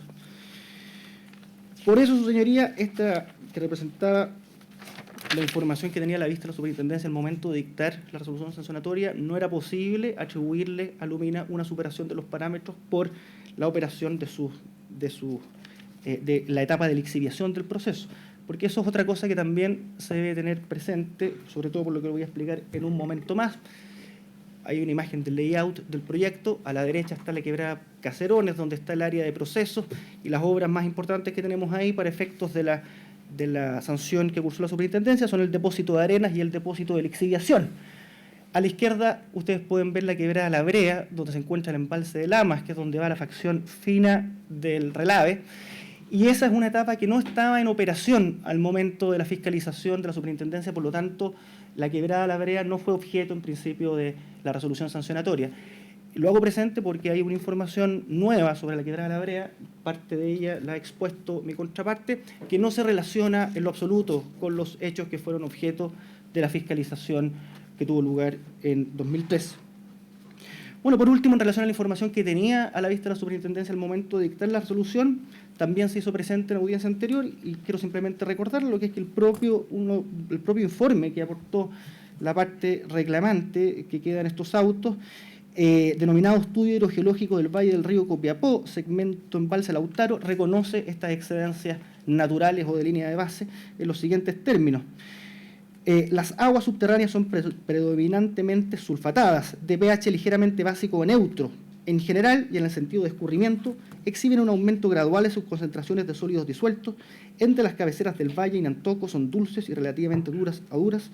Entre Nantoco y Copiapó, las aguas subterráneas son dulces y salobres. Entre Paipote y San Pedro son salobres y muy duras, superando la norma de calidad en agua potable, en sulfatos, en todo el valle, en sólidos disueltos totales, desde Nantoco a San Pedro, regularmente en conductividad específica desde Copiapó a Piedra Colgada. De manera que incluso con la propia información aportada por el reclamante a la fecha de la resolución sancionatoria, no había otra posibilidad que reconocer que no era posible, digamos, imputar la superación de los parámetros hídricos a la actividad del proyecto Caserones. ¿Qué ha ocurrido con posterioridad? Bueno, en particular, a partir de un informe de seguimiento que recibimos en abril de este año, fue posible detectar una situación excepcional por lo grave, en la quebrada de La Brea, quebrada que, como digo, no fue objeto de del procedimiento sancionatorio anterior, y que consistió en un aumento del nivel freático de los pozos de remediación en torno al depósito de Lamas, lo que implica que se está produciendo infiltración, por lo tanto, desde el pozo hacia los pozos de remediación. Rápidamente, bueno, o tan rápido como nos resultó posible, analizamos la información y sacamos el requerimiento de información urgente que se plasmó en la resolución 422, no recuerdo la fecha en este momento, en que se le pedía a la empresa una serie de antecedentes. Algunos de ellos, es cierto, tenían que ver con la actualización de información que hasta entonces nunca había sido entregada y que era indispensable para saber con certeza qué es lo que estaba pasando. Aprovechando ese impulso también, creímos necesario pedir información completa de la quebrada de Caserones para evaluar si es que el pronóstico de riesgo hecho en la resolución sancionatoria había resultado o no adecuado. Y ojalá, bueno, esto satisfaga lo que espera la contraparte, pero quería compartir con ustedes las conclusiones de ese análisis hecho por nuestros técnicos con la información disponible y que se les pidió en particular que enfocaran su estudio en el riesgo que era posible deducir de esta situación, porque eso es lo que podría cambiar eventualmente el juicio de legalidad que uno puede hacer en contra de la resolución sancionatoria que en este caso vengo a defender. Bien, bueno, en primer lugar, el informe analiza la quebrada de Caserones, analiza el nivel freático de los pozos de remediación que se encuentran en la quebrada, uno de ellos. Por lo tanto, en principio está descartado que haya infiltración desde el depósito de arenas, que es la obra de relaves que se encuentra en la quebrada de Caserones, en comparación a lo que podría estar pasando en el depósito de Lamas de la quebrada de la Brea. Sí se detectó cierta alza en los niveles de sulfato en uno de los pozos, sin embargo, el informe, y en esto quiero leerlo textualmente, dice: no es posible concluir fehacientemente sobre la existencia de una alteración en la quebrada de Caserones producto de las actividades del proyecto. Sin embargo, se recomienda mantener un seguimiento continuo de la situación para detectar tempranamente si se producen este tipo de situaciones, que es lo que hemos querido hacer y es el desafío que la superintendencia tiene por delante para este proyecto, que es ser capaces de procesar la información de seguimiento ambiental que vaya llegando y responder a ella de manera adecuada. ¿Qué hizo enseguida el informe? Realiza una comparación entre el punto inmediatamente aguas arriba y el punto inmediatamente aguas abajo, que en la imagen que ustedes ven en la presentación se identifican con puntos LM23 y LM25, respectivamente, de la quebrada de Caserones. La diferencia entre los registros históricos de ambos nos podrán mostrar si es que la quebrada, digamos, si es que al medio de los dos puntos, que es donde se produce la afectación de la empresa, hay o no un aumento en los parámetros que se están estudiando. Y bueno, y el resultado es que no existirían para la calidad de los cursos de aguas superficiales, no existirían valores por sobre el rango histórico, sino que al contrario, los valores medidos en el punto inmediatamente aguas abajo han sido menores en comparación con los valores históricos. Lo que en principio permite descartar que exista una afectación de las aguas superficiales como consecuencia de la operación de las obras que se emplazan en la quebrada Caserones. ¿Qué ocurre en la quebrada de la Brea? Y en esto quiero ser muy preciso, así que con su venia voy a leer tanto como sea posible las conclusiones, digamos, de la aproximación técnica a este problema. Como les decía, según se indicó en el informe de seguimiento Plan de Monitoreo Robusto, que es el informe febrero 2015, que es el informe a partir del cual nos hemos enterado de esta situación, se detectó un aumento de los niveles estáticos de las aguas que habría comenzado en agosto de 2014, que es coincidente con la entrada en operación de la fase de concentración del proyecto y la fase de operación del depósito de Lamas. A partir de la misma fecha, también se detectó una alteración en las concentraciones de algunos parámetros de sulfatos, conductividad específica y sólidos disueltos totales en los pozos de alerta temprana del depósito de Lamas. Lo anterior es un claro indicio de que las medidas para controlar las infiltraciones desde el depósito de Lamas no han sido del todo efectivas. Por parte de esta superintendencia, se realizó un examen de información de los niveles freáticos y contenidos de sulfato en diversos pozos de la quebrada de la Brea. Tal como señaló el titular, se aprecia un aumento en los niveles freáticos en todos los pozos analizados en la quebrada de la Brea, acompañado de un aumento en el contenido de sulfatos, en algunos de los casos supera los 1000 miligramos por litro. Ello ha dado cuenta de que existen alteraciones en la calidad de las aguas en toda la parte baja de la quebrada de la Brea, inducidas por la operación del depósito de Lamas. Enseguida, bueno, después el informe analiza con precisión los efectos que pueden deducirse de esa afectación. Y yo quisiera, bueno, brevemente hacer referencia a ello. Al analizar los siguientes pozos de monitoreo, es decir, los pozos de monitoreo que se encuentran en el río Ramadillas, que es el curso superficial de aguas que puede verse directamente afectado por el proyecto, no se observan variaciones en los niveles freáticos de esos pozos, por lo tanto, respecto a las aguas subterráneas, la infiltración o digamos el problema estaría acotado a la quebrada La Brea y estaría atajado por ahora en ese sector. Nosotros también en el requerimiento de información le solicitamos a la empresa que nos enviara toda la información sobre acciones de remediación que se hubieran realizado a propósito de este evento, y afortunadamente esa información da cuenta de que las acciones de remediación como bombeos han sido efectivas para bajar el nivel freático de los pozos sin perjuicio de lo que esta información implique para una eventual reevaluación del proyecto o un eventual rediseño de los estudios hidrogeológicos si es que hacen falta.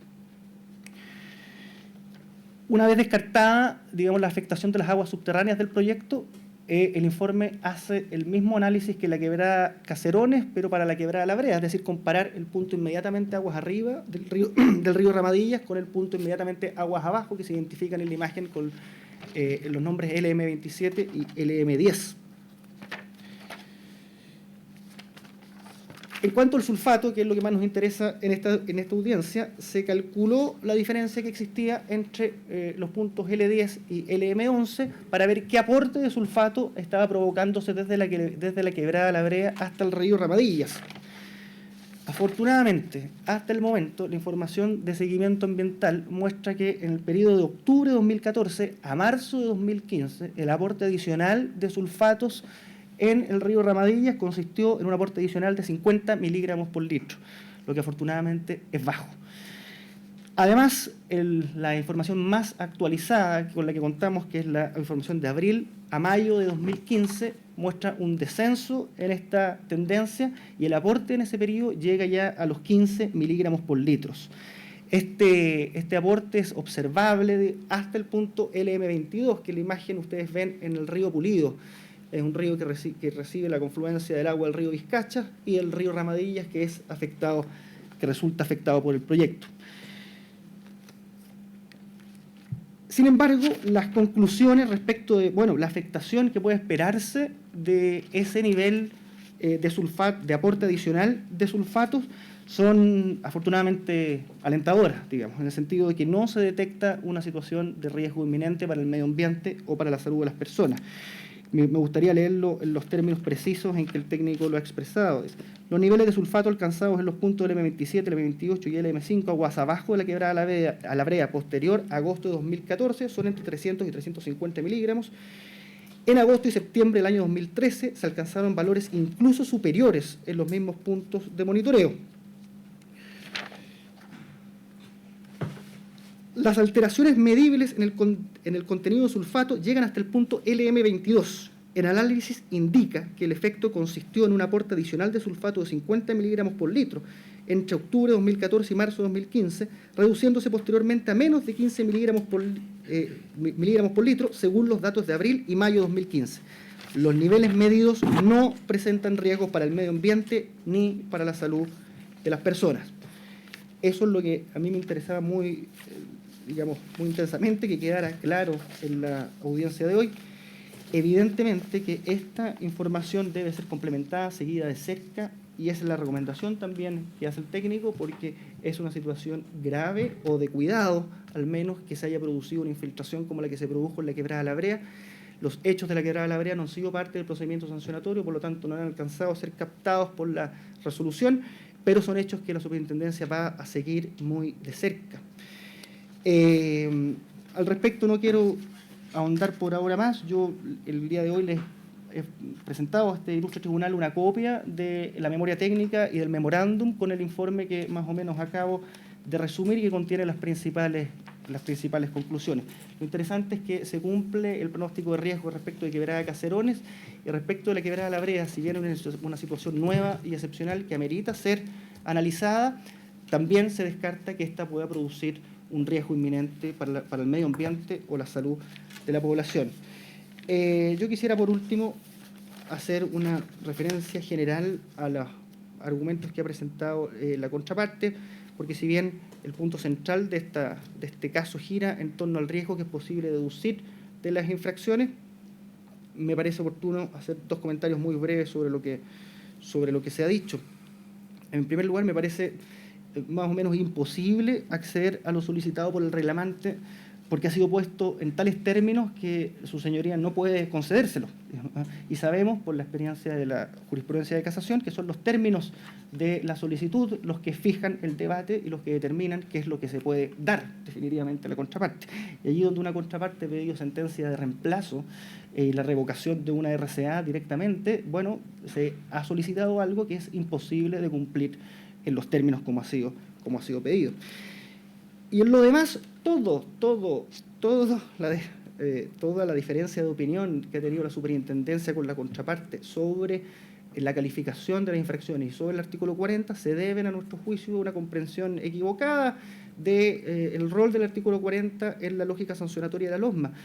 Yo no quiero ser exagerado en este punto, no es que sea una locura, digamos, pero es algo que, habida cuenta del tiempo transcurrido, parece altamente improbable. Es decir, un argumento como el presentado por la contraparte tal vez habría sido atendible si este fuera el primer caso que la institucionalidad enfrenta. Sin embargo, ya harta agua bajo el puente ha corrido y es bastante claro cuál es el rol que tienen las circunstancias del artículo 40, que es el mismo que le reconoce la ley.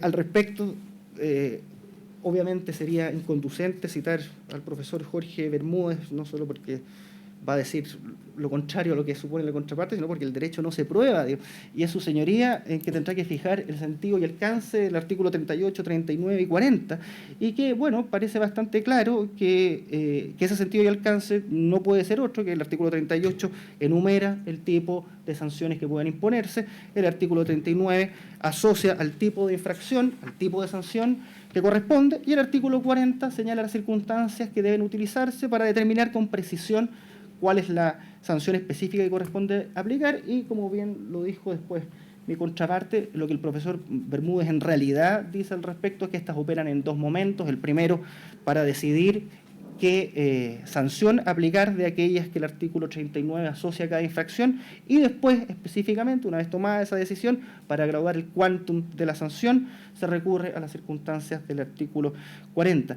Sería bastante absurdo tomarse la molestia de hacer marcos infraccionales si enseguida estos pueden ser rápidamente superados con la sola apelación de las circunstancias del artículo 40. Tendría poco sentido el artículo 86 completo, digamos, y tendríamos mejor un gran marco infraccional que va a ser en cada caso precisado por la Superintendencia del Medio Ambiente. En lo demás, me gustaría remitirme al informe presentado y no tengo más que agregar por ahora. Muchas gracias, su señoría. Muchas gracias.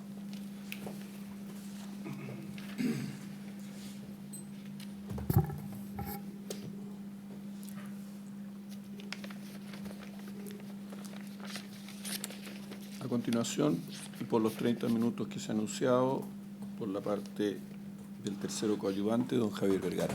Por favor. Con la venia de su señoría ilustrísima, vengo a alegar por la sociedad Lumina Copper, solicitando que se rechacen todas sus partes la reclamación presentada por Comunidad Tata Inti y otras, en función de los argumentos de derecho y fundamentos de hecho que paso a exponer. Muchísimas gracias. Quisiera, antes de empezar el alegato respecto a temas más bien de derecho, espero que se vea bien, estaba mejor la foto de mi colega parece, pero hacemos una pequeña explicación del proyecto y quiero explicar un poco en detalle las etapas de este proyecto. Tengo solamente un puntero y no tengo la habilidad en dos cerebros para apuntar a los dos lados. Si me dicen cuál les acomoda más, no tengo ningún problema en hacerlo. El proyecto Caserones se encuentra en la cordillera de la región de Copiapó, del Valle de Copiapó, y cerca ya del límite de Argentina, cercano entre los 2.000 y los 4.000 metros cuadrados. Este es el río Ramadilla, y tenemos, como bien dijo la parte, el valle o la cuenca de Caserones, la cuenca de la Brea, y que ambas desembocan en el río Ramadilla. Las principales actividades del proyecto se encuentran en la quebrada de Caserones. En la quebrada de Caserones está el Rajo, está el depósito de arenas. En general los relaves generan arenas y lamas. Está el depósito de arenas. Están las pilas de lixiviación, porque este proyecto tiene una componente de producción de cátodos de cobre derivados del tratamiento de los óxidos de cobre, que es del orden del 10% de la producción, y de concentrados de cobre. En esta quebrada se encuentra la planta de lixiviación y la planta concentradora. Posteriormente, hacia la quebrada de Casarones, tenemos el depósito de estériles y tenemos el depósito de lama. Por un problema de espacio y también de ahorrar agua, ambas razones, se dividieron las arenas y las lamas y tenemos dos depósitos distintos. La arena y las lamas se generan en la etapa de concentración, no se generan en la etapa de generación de cátodo. La fiscalización del proyecto se realizó durante el año 2013, para ser exacto en abril, cuando acababa de empezar a operar la etapa de producción de cátodo. Y por lo tanto estaba operando la zona, por así decirlo, de producción de cátodo, no estaba operando la actividad de concentración y por lo tanto no estaban operando en el depósito de arena ni el depósito de lamas que está en la quebrada de la Brea, conjuntamente con el tranque relave. En ambas zonas, y no solo en ambas zonas, sino que en todo el río, existen distintas estaciones de monitoreo. Estaciones de monitoreo que son, algunas están sobre las instalaciones del proyecto, aguas arriba, en tanto en la quebrada de Caserones como la Brea, si no me equivoco, también en el río Ramadilla, también en el río Vizcacha de Pulido, en el río Vizcacha. También, como ustedes pueden ver, después el río Vizcacha, como bien dijeron, se junta con el río Ramadilla y forman el río Pulido. Tenemos el río El Potro, el río Montosa, y aquí sigue el río Pulido hacia abajo, y tenemos algunos pozos de monitoreo de agua abajo, y bastante más abajo también. Estamos hablando ya de muchos kilómetros lejanos del proyecto, fuera del área de influencia directa que se estimó que podía estar eventualmente afectada y monitoreada, pero tenemos una serie de pozos que están muy lejanos a la zona del proyecto. Y seguimos agua abajo, y tal vez para explicar un poquito más esto, esta no es tan buena, pero solo para explicar que si aquí tenemos Lumina Copper, y esto sigue el río Ramadilla, se junta con se forma el Pulido, sigue agua abajo, recién aquí tenemos la junta con el Jorquera, el tranque de relave, el embalse Lautaro, y ya entramos a la zona de la puerta y a la zona más bien agrícola del Valle de Copiapó. Ese es un poco, para tener una imagen general del valle. Tenemos otras actividades efectivamente mineras en la zona y gran cantidad de actividades agrícolas. Pues bien, la fiscalización se llevó a cabo durante la etapa de inicio de la producción de óxido y cuando estaba en construcción la etapa de concentración. Solamente se inició la etapa de concentración en junio del año 2014. Y esto es importante, y quiero tal vez referirme antes de desarrollar el alegato respecto del tema que nos tiene aquí reunidos a la etapa de concentración, porque efectivamente en abril de este año mi representada entregó la información respecto a los monitoreos que había ido recolectando, que se recolectaron respecto a la etapa de el inicio más bien de los monitoreos de la quebrada de la Brea, donde efectivamente se encontró un ascenso de los niveles freáticos y se encontró alteraciones en los niveles de concentraciones en los pozos de la quebrada de la Brea, y las conclusiones que señaló la superintendencia no las voy a repetir porque fueron entregadas por nosotros, y eso dio inicio a sendas investigaciones de la superintendencia, fruto precisamente de la información entregada por mi representada, que quiero decir, porque acá ha sido muy vilipendiado el programa Monitoreo Robusto, entregada en función de los requerimientos del programa Monitoreo Robusto. El programa Monitoreo Robusto definía tipo de información, definía pozos a monitorear, definía niveles a monitorear y definía además el tipo de medidas a adoptar. Pues bien, lo que hizo mi representada es cumplió el programa Monitoreo Robusto en esos términos y está aplicando las medidas que se señalan en ese programa Monitoreo Robusto, las medidas además de remediación para que esas aguas vuelvan más bien a la quebrada y al tranque de relave. No quiero entrar en detalle en esta discusión porque es un hecho que está investigando la superintendencia y que no dice relación con esta reclamación, pero sí quiero recalcar un punto tocado por la superintendencia. El tema que mayor preocupa en todo este valle dice relación en esta cosa en este tema con los niveles de sulfato en la cuenca. El sulfato, como bien dijo, es un contaminante que tiene un problema que dice relación con el olor y el sabor. En personas que no están acostumbradas a sulfato, produce periodos de 1 o 2 semanas de algún tipo de diarrea osmótica que rápidamente se supera, no genera problemas graves de la salud. Y quiero hacer una sola mención que bien lo dijo la contraparte. Si nosotros vamos a esta zona de la cuenca Copiapó y vamos a esta zona, que es la zona donde son los reclamantes, cercano al Valle de Copiapó, Tierra Amarilla, esa zona, los niveles de sulfato son del orden de 1000 sobre 1000 microgramos por metro cúbico si hacemos análisis de percentil 95%, según la información citada por los estudios de la propia contraparte. Y eso no genera un riesgo a la salud inminente. Ese es el punto central que queremos dar a entender esa discusión. No quiere decir que nosotros no tenemos que hacer nuestro trabajo, que mi cliente no tiene que tomar las medidas para evitar que se produzcan situaciones de este tipo. No estamos diciendo eso. Lo que queremos decir es que la situación de riesgo de salud dice relación con el contaminante. Ahora, dado eso, porque en realidad, dado la eventualmente expectación que pudo haber causado, porque por lo menos a mí me la causó la información entregada en detalle por la superintendencia, creo que es mejor explicar eso al principio del alegato. Pero obviamente ese es un tema que está en investigación, fruto de información entregada por mi propia representada a la Superintendencia de Medio Ambiente en abril de este año. Ahora bien, vamos ahora a las discusiones que estamos haciendo respecto de este procedimiento sancionatorio durante la etapa de oxidación. Y acá la contraparte, que tiene mucho énfasis para algunas cosas y da por zanjada las cosas que no son relevantes para él, dio por zanjado que ellos tenían calidad de interesados en esta causa. Y lo dio por zanjado por una razón muy simple y que no me la logro explicar. Perdón, antes que eso quiero hablar de las medidas cautelares. Dio por zanjado que este tema o los recursos de protección no tenían ninguna incidencia en este tema. Yo quiero decir una cosa respecto. La Corte de Apelaciones y la Corte Suprema resolvieron varios recursos de protección. No es la primera vez que nos encontramos con el señor García, ya somos viejos amigos, nos conocemos los dichos y las tallas de los alegatos, pero lo que sí ocurre es que el recurso de protección es una medida cautelar. Es esencialmente cautelar. Y a pesar de que la Corte Suprema, en mi opinión con toda razón, ha reconocido, y los tribunales de justicia en general, la especialidad de este tribunal ambiental para resolver respecto a una serie de temas, especialmente respecto de las resoluciones de calificación ambiental y su validez, no ha dejado de lado su rol cautelar.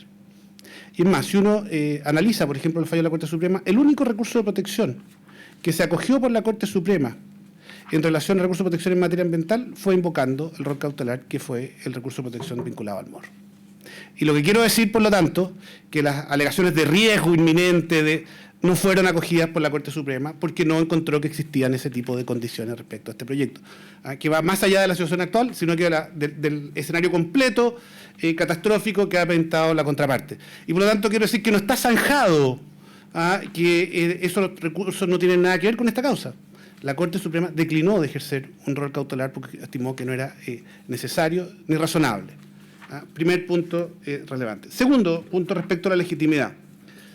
Los recurrentes se hicieron parte como denunciantes, explícitamente lo señalan. Y dice que a nosotros no reclamar de su calidad de denunciante, hemos, por así decirlo, soslayado este tema y de algún modo hemos aceptado que ellos pueden ser parte en todo el procedimiento sancionatorio, por una parte, y por arte birlibiloque, se dan un salto y dicen que también deberíamos aceptado en el procedimiento judicial. Y ahí es donde discrepamos, señor presidente. Porque el artículo 47 de la Ley Orgánica de Superintendencia regula quiénes pueden ser denunciantes y lo define explícitamente.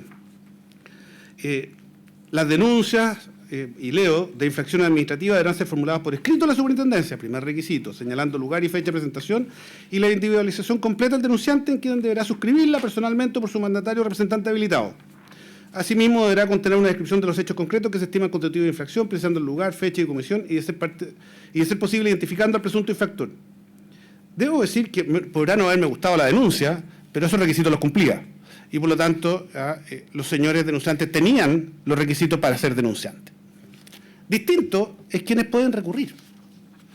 Porque bien señala la contraparte cuando dijo que los que pueden recurrir, los que son partes en este procedimiento, según ha señalado, según señala la Ley Orgánica de la Superintendencia, en el artículo 18.3, son los afectados directamente. Y es más, y la ley de superintendencia no dice directamente, dice los afectados podrán recurrir, pero la ley de tribunal ambiental dice afectados directamente. Inmediatamente se entiende, y es bien interesante esto, porque nosotros nos hicimos parte como afectados, como parte afectada, porque entendemos que esta resolución, este reclamo nos afecta, porque en la posibilidad que se acoja a, por Dios, las cosas que podría sufrir mi representado, pero no fue la opinión de este tribunal ambiental que distinguió. Dijo que no somos afectados, que somos tercero coadyuvante, porque sí tenemos un interés manifiesto, y eso sí también lo compartimos con el tribunal. Pero, ¿por qué es afectado a la contraria? ¿Qué interés tiene envuelto? El hecho de ser una denuncia no le constituye directamente en interesado. Puede que además sea un interesado y un afectado. Podría ocurrir que eso fuese así. Eso no va a ocurrir en todos los casos. Y veamos, por lo tanto, si en este caso ocurre esa situación, y esa es nuestra preocupación. Esta es el mismo Valle Copiapó que mostrábamos, la zona del proyecto, la zona de evaluación de área de influencia para efecto de calidad de agua, y acá abajo, esta es la zona más bien de riego, donde hay muchísimos parronales. Aquí se encuentran los predios de los afectados, prácticamente muy cercano a Copiapó, Agua Amarilla, y la comunidad Tata Inti se encuentra en Los Loros. Pero la comunidad Tata Inti no tiene predio agrícola y no riega. La comunidad Tata Inti, su principal actuación económica es que vive de crear pasas que quedan de los procesos agrícolas. Y nos preguntamos, ¿podrá entenderse que son afectados, que tienen un interés directo? Es completamente distinto el interés de cualquier persona que quiere denunciar que se ha cometido una ilegalidad, que es válido y legítimo, que quiere que la superintendencia haga su trabajo de un modo diligente, que es lo que ha ocurrido en este caso, ha sido bastante diligente y doloroso respecto a mi representada, y que la sigue haciendo respecto del interés que tiene. Y la propia Corte Suprema ha señalado la necesidad del interés. Y lo ha señalado en el reciente fallo del caso Soquimich, no en relación a la superintendencia, pero es un principio general del derecho procesal que las partes deben tener un interés legítimo para concurrir. Y esto lo vemos en todo ámbito de cosas en materia ambiental. Por ejemplo, si vamos en las reclamaciones respecto a una resolución de calificación ambiental, del 17 número 6, si no me equivoco, de la ley de Tribunal Ambiental, cualquier persona que hizo observaciones puede recurrir dentro de 30 días ante este ilustrísimo tribunal. Pues bien, la ley no le requiere en ese caso especial interés, podemos discutir si debe tener, pero no lo requiere. Pero en el caso de la invalidación, si aplicamos el mismo criterio, llegaríamos a la situación que si vamos en función del 17 número 8, que permite pedir la invalidación del acto administrativo hasta 2 años, señala la ley de procedimiento administrativo, y después en 30 días se puede recurrir a este tribunal, si no existe un interés legítimo, estaría en mejor posición quien no participa en el sistema de evaluación de impacto ambiental que quien participó. Evidentemente es una contradicción, no tiene lógica. ¿Qué es lo que debe tener el 17 número 8? Requiere un interés legítimo para poder recurrir ante este tribunal ambiental, y así lo ha señalado la Corte Suprema. Es de toda lógica, no existe otra interpretación coherente de la norma. La legitimación activa es un requisito general para la procesabilidad y para poder iniciar acciones judiciales, y por lo tanto no podemos desechar ese análisis sencillamente porque no lo impugnamos ante la Superintendencia de Medio Ambiente, porque el requisito para ser denunciante es distinto. Y el hecho que no se le acoja en su plenitud una denuncia no lo convierte en afectado. El afectado requiere un interés legítimo, un interés efectivo y un interés real, tal como señaló la Corte Suprema hace pocas semanas atrás. Y por lo tanto, señor presidente, nosotros estimamos que no puede aceptarse este recurso por estas materias. Segundo, hay un criterio general que señalan para agravar la multa, y aquí se ha citado al pobre profesor Bermúdez en uno y otro sentido. Yo creo que el profesor Bermúdez no quiso decir, pero eso en realidad habría que preguntarse a él, lo quiso decir lo que señaló la contraparte. Si así lo dijera yo estaría extrañado, pero diría que el profesor Bermúdez estaría equivocado. ¿Por qué? Y la razón es muy simple. Con todo lo que respeto al profesor Bermúdez, le he pedido permiso para fotocopiar su libro, para dárselo a los alumnos en clase como material de lectura, no este texto principalmente, pero, y él siempre accede muy gentilmente, debo decir, pero no nos podemos soslayar el texto expreso de la Ley Orgánica de Superintendencia de Medio Ambiente. La Ley Orgánica de la Superintendencia define cuáles son las sanciones, las infracciones gravísimas, graves y leves, y la define en forma explícita. Primero, en el artículo 35 señala un glosario de infracciones, respecto a las cuales la superintendencia tiene facultades. En el artículo 36 parte de las gravísimas y define cuándo son gravísimas. Y eso es importante porque lo que pretende hacer la contraria es utilizar los principios de imputación de agravantes y atenuantes del derecho procesal penal. Entonces, ante la suma de 3 agravantes, me salto al grado inmediatamente superior. La ley no establece eso.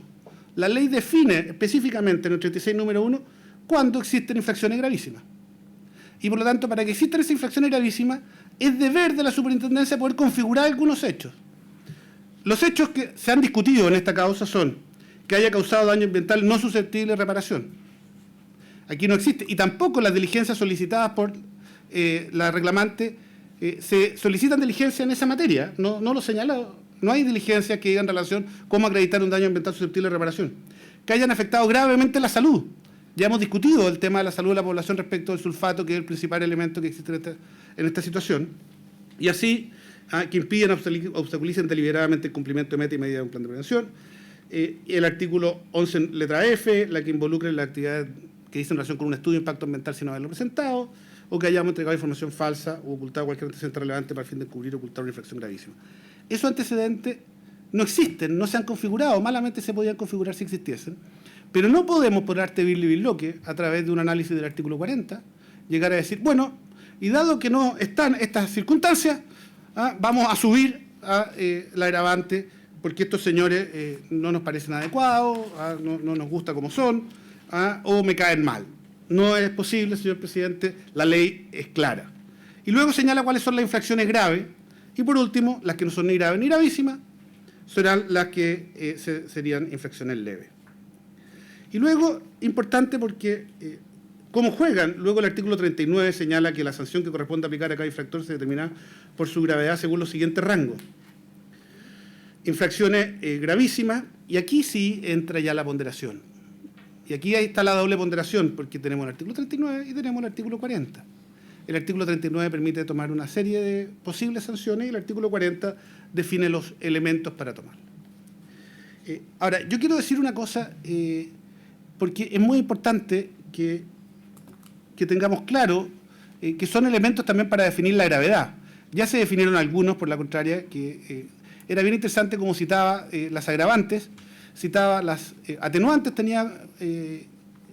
las sustancias que podían agravar la responsabilidad, las que podían atenuar la responsabilidad dentro del mismo ámbito, y siempre la conclusión era que había que aplicar la máxima, a pesar de que la superintendencia había adoptado 2. Pero hay algunas que no están ni desarrolladas por él. La importancia del daño causado, el peligro ocasionado, el número de personas cuya salud pudo haberse afectado. Estamos hablando en la zona más alta de la cordillera, por lo tanto no hay un problema de efecto en la salud, y por lo tanto, en nuestra opinión, hay en general un análisis extraordinariamente liviano y poco desarrollado respecto, primero, de cómo aplica el artículo 36 de la ley, que se soslaya. El artículo 36 de la ley pareciera que no existiera respecto a lo que señala el señor García, y posteriormente la forma liviana que pretende aplicar el artículo 40 para sumarlo al artículo 36. En función de eso, señor presidente, es obvio en nuestra parte que no es posible agravar las sanciones en la forma que pretende, y es obvio que es razonable el análisis que ha hecho la Superintendencia de Medio Ambiente, a pesar de que algunas podrían haberlo encontrado algunas excesivas, ¿no? Y vamos a analizarlas algunas punto por punto. Respecto a las 3 infracciones graves de la letra A3 a 1 a A3, perdón, y las letras B, que es donde le pide la agravación, tenemos claramente esta situación. Ahora, aquí, ¿cuál sería la agravación señalada por la contraria? Sería en relación al riesgo o a la contaminación que supuestamente habría producido mi representada durante este proceso sancionatorio o los hechos investigados en este proceso sancionatorio. Yo quiero decir que este proyecto, como señalamos, tiene distintos tipos de pozos de monitoreo. Tiene pozos de observación agua arriba, las instalaciones de alerta temprana, pozos de remediación, pozos de monitoreo multinivel, puntos de muestreo de aguas superficiales. voy a mostrar solo estas que son un poco difíciles de entender para dar a conocer que el oficio en que se fundan es el oficio 162 de la macrozona norte de la Superintendencia de Medio Ambiente, que cita algunos pozos. Cita los pozos en que existen excedencias. Lo que yo quiero señalar es que en cada uno de los casos existen muchos más pozos que los citados. Y por lo tanto uno no puede hacer una interpretación coherente de un plan de monitoreo si no tiene un análisis de la totalidad de los pozos y cómo interactúan unos con otros. Y por lo tanto tenemos aquí, esto es la zona del depósito de arenas, tenemos esto en la zona del depósito de Lama, la quebrada de la Brea, que ya ha sido tantas veces desarrollada, y tenemos la parte final donde está el relleno sanitario y la llegada del río Ramadillas a esta zona. Yo quiero decir esto porque acá hay pozos que están dentro del río Ramadillas que no fueron citados por el informe 162 y menos por la contraria. Ahora, veamos los pozos citados en esta evaluación, los pozos donde habían excedencia. Y eso es para entender. Primero quiero decir que entre estos pozos hay, solamente en esta zona, hay bastantes otros pozos. El primer punto relevante, no son estos los únicos pozos que existen. Por ejemplo, en el LM5 existen el LM9, el LM3, hay otros pozos que también no están citados, perdón, el WC3, el W9 de aguas subterráneas. Existen otras estaciones que no están en excedencia. Ese es el primer punto. ¿Cuáles son las estaciones que están en excedencia y por qué es el razonamiento del informe que se acompañó hace algunas semanas atrás en esta superintendencia?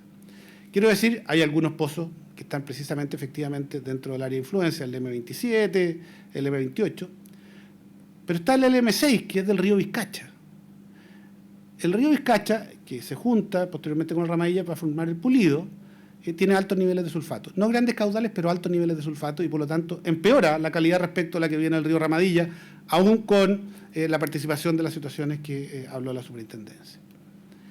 Tenemos además que estos pozos, se los mostré al principio, esto está prácticamente en la puerta, hasta el final del Valle Copiapó, estos están bastante aguas abajo del río Pulido, son pozos profundos, no tienen que ver en nada con la situación que pudo haber generado mi representada, porque hay muchos pozos aguas arriba que no tienen problema. Me parecía muy extraño que estén en excedencia estos pozos si hay pozos aguas arriba que no tienen estos problemas, porque solo se cita en el informe, y ahí tal vez el problema del informe de la Superintendencia de Macrozona Norte, dicen, estos pozos están en excedencia, pero no dicen los pozos que no están en excedencia, y por lo tanto, por sí mismo, hace muy complejo tomar o dar algún juicio, y es por eso el informe que se acompañó. Por otra parte, hay una serie de pozos, como el MO5, el LM10, que está entre la quebrada Caserones y la quebrada La Brea, el LMO7, que tienen mediciones desde antes de la operación del proyecto. No todos estos tienen mediciones, hay muchos que solo reflejan la situación del proyecto. ¿Qué es lo que decían esas mediciones? Que habían excedencia en la calidad ambiental antes del inicio del proyecto. Segundo, todos estos pozos, y nosotros utilizamos el año 2009, el año 2003, porque en eso sabemos que la sequía es un poco más larga de eso, pero oficialmente ahí están los decretos de escasez hídrica de la Dirección General de Agua, se produce una disminución de los caudales del río Ramadilla y en general de esta zona. Al disminuir los caudales han aumentado las concentraciones. Y por lo tanto, el comportamiento de los otros pozos que no son antiguos es más o menos similar a estos pozos que son anteriores a la línea base. Y esa es la razón de por qué nosotros señalamos que los impactos durante este periodo se refieren más bien a una situación que dice relación con la escasez hídrica, que incluso en el último tiempo había tendido a mejorar, pero que no decían relación con la operación del depósito de lixiviación o instalación de lixiviación en la zona de la quebrada Caserones. Y nos parecía evidente si uno mira toda la información. La información fue entregada a este tribunal y a las partes durante el téngase presente que se presentó, y me extraña que se siga haciendo una lectura sesgada de esa información a esta altura del partido, porque obviamente todos vamos a poder comentar sobre ella. Y por lo tanto, no podemos entender que respecto a estos hechos investigados se genere una situación de daño al medio ambiente, ni de riesgo a la salud, ni de efectos sobre la salud. Con eso no podemos calificarla como una sanción gravísima, y no podemos calificarla tampoco como una situación que amerite medidas cautelares o de revocaciones o de clausura, como con mucho entusiasmo ha solicitado permanentemente el abogado reclamante. Le quedan 4 minutos. Señor. Muchas gracias, señor presidente. Respecto de los otros temas que se señalaron, yo debo decir que la Superintendencia de Medio Ambiente, aunque me cuesta reconocerlo en algunas oportunidades, fue en el análisis bastante profundo respecto de las razones por qué se ameritaba una sanción u otra. Es más, se pretende hacer una situación respecto de la construcción de la línea de alta tensión, señalándose que debe sancionarse por no haberse sometido al sistema de evaluación de impacto ambiental como estudio de impacto ambiental. Primero, debemos decir que esa sanción no existe en el catálogo de la ley 19.300. ¿Y por qué digo que no existe? Y la sanción está establecida para proyectos nuevos. La ley no habla de modificaciones. No dice proyectos nuevos, pero dice los proyectos del artículo 10. Las modificaciones se tratan en el artículo 8. Y por lo tanto hizo bien la superintendencia cuando lo trató como un incumplimiento a la resolución de calificación ambiental. Segundo, la propia resolución de calificación ambiental y el informe consolidado de evaluación de impacto ambiental, que evalúa los impactos relevantes, detalla por qué aquí no concurren los impactos del artículo 11 de la ley 19.300. Y respecto del mayor punto de discusión que dice relación con el paso por una modificación, una pequeña modificación que toca un sitio prioritario, la propia resolución de calificación ambiental lo toca y dice, hay 2 torres que no tienen un impacto significativo respecto al sitio prioritario. Y es más, porque antes también habían 2 torres sobre el sitio prioritario y en vez de entrar por una zona al sitio prioritario, se entró por otra para evitar una instalación que existía previa y para evitar, por lo tanto, problemas a otras personas. Pero, por lo tanto, los impactos eran los mismos. Se analizaron los impactos sobre la vegetación, sobre la flora, y quiero decir que, en general, la Superintendencia de Medio Ambiente en esto actuó correctamente, porque no puede hacer o aplicar sanciones que la ley no le permite, que es lo que permanentemente ha pedido la contraria. Exigir a la Superintendencia que aplique sanciones respecto de tipos que no existen. Y eso no es posible, señor presidente. La única discrepancia que podríamos tener con la resolución con la Superintendencia dice relación con el plan de monitoreo robusto, porque fue la comisión de evaluación la que lo aprobó. Podrá tener la Superintendencia un entendimiento distinto, pero la comisión de evaluación aprobó el plan de monitoreo robusto sujeto a unas condiciones que se han ido cumpliendo, que la Superintendencia ha dado un periodo o unas acciones especiales mientras se terminan todas las medidas del plan de monitoreo robusto. Pero yo diría la eficiencia del plan de monitoreo robusto dice relación con que se está ejecutando. Y vuelvo al inicio de este alegato, en una fiscalización distinta que no tiene que ver con este alegato. Y es por eso que solicitamos que se rechace en todas sus partes, señor presidente, la reclamación interpuesta por los reclamantes con costas. Muchas gracias, señor abogado. Ministro, por favor. Gracias. Al representante de la Superintendencia del Medio Ambiente y concentrándome en la legalidad de la resolución reclamada, quisiera me explicar la diferencia entre la cooperación eficaz y la conducta posterior. Sí, muchas gracias por la pregunta porque permite abordar el punto. Sí, claro, son 2 formas de valorar qué ha hecho el sujeto con posterioridad, en un caso a la infracción y en otro caso con posterioridad al inicio de un procedimiento por la Superintendencia del Medio Ambiente. La cooperación eficaz trata de premiar, por así decirlo, las acciones que le ayudan a la Superintendencia al esclarecimiento de los hechos, y la conducta posterior positiva, en cambio, se refiere a cómo el titular se ha hecho cargo de los defectos ambientales detectados y los eventuales efectos que estos han producido. Por lo tanto, uno tiene la vista puesta en el procedimiento y el otro tiene la vista puesta en los hechos y en los eventuales riesgos de las infracciones. Esa es más o menos la diferencia que justificaría, a nuestro juicio, tratarlas indistintamente para cada uno de los casos. Gracias a usted.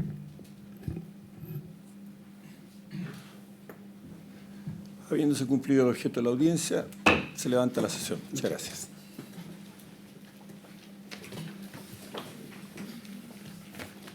Dejo a efecto en 10 minutos alegato, señor presidente.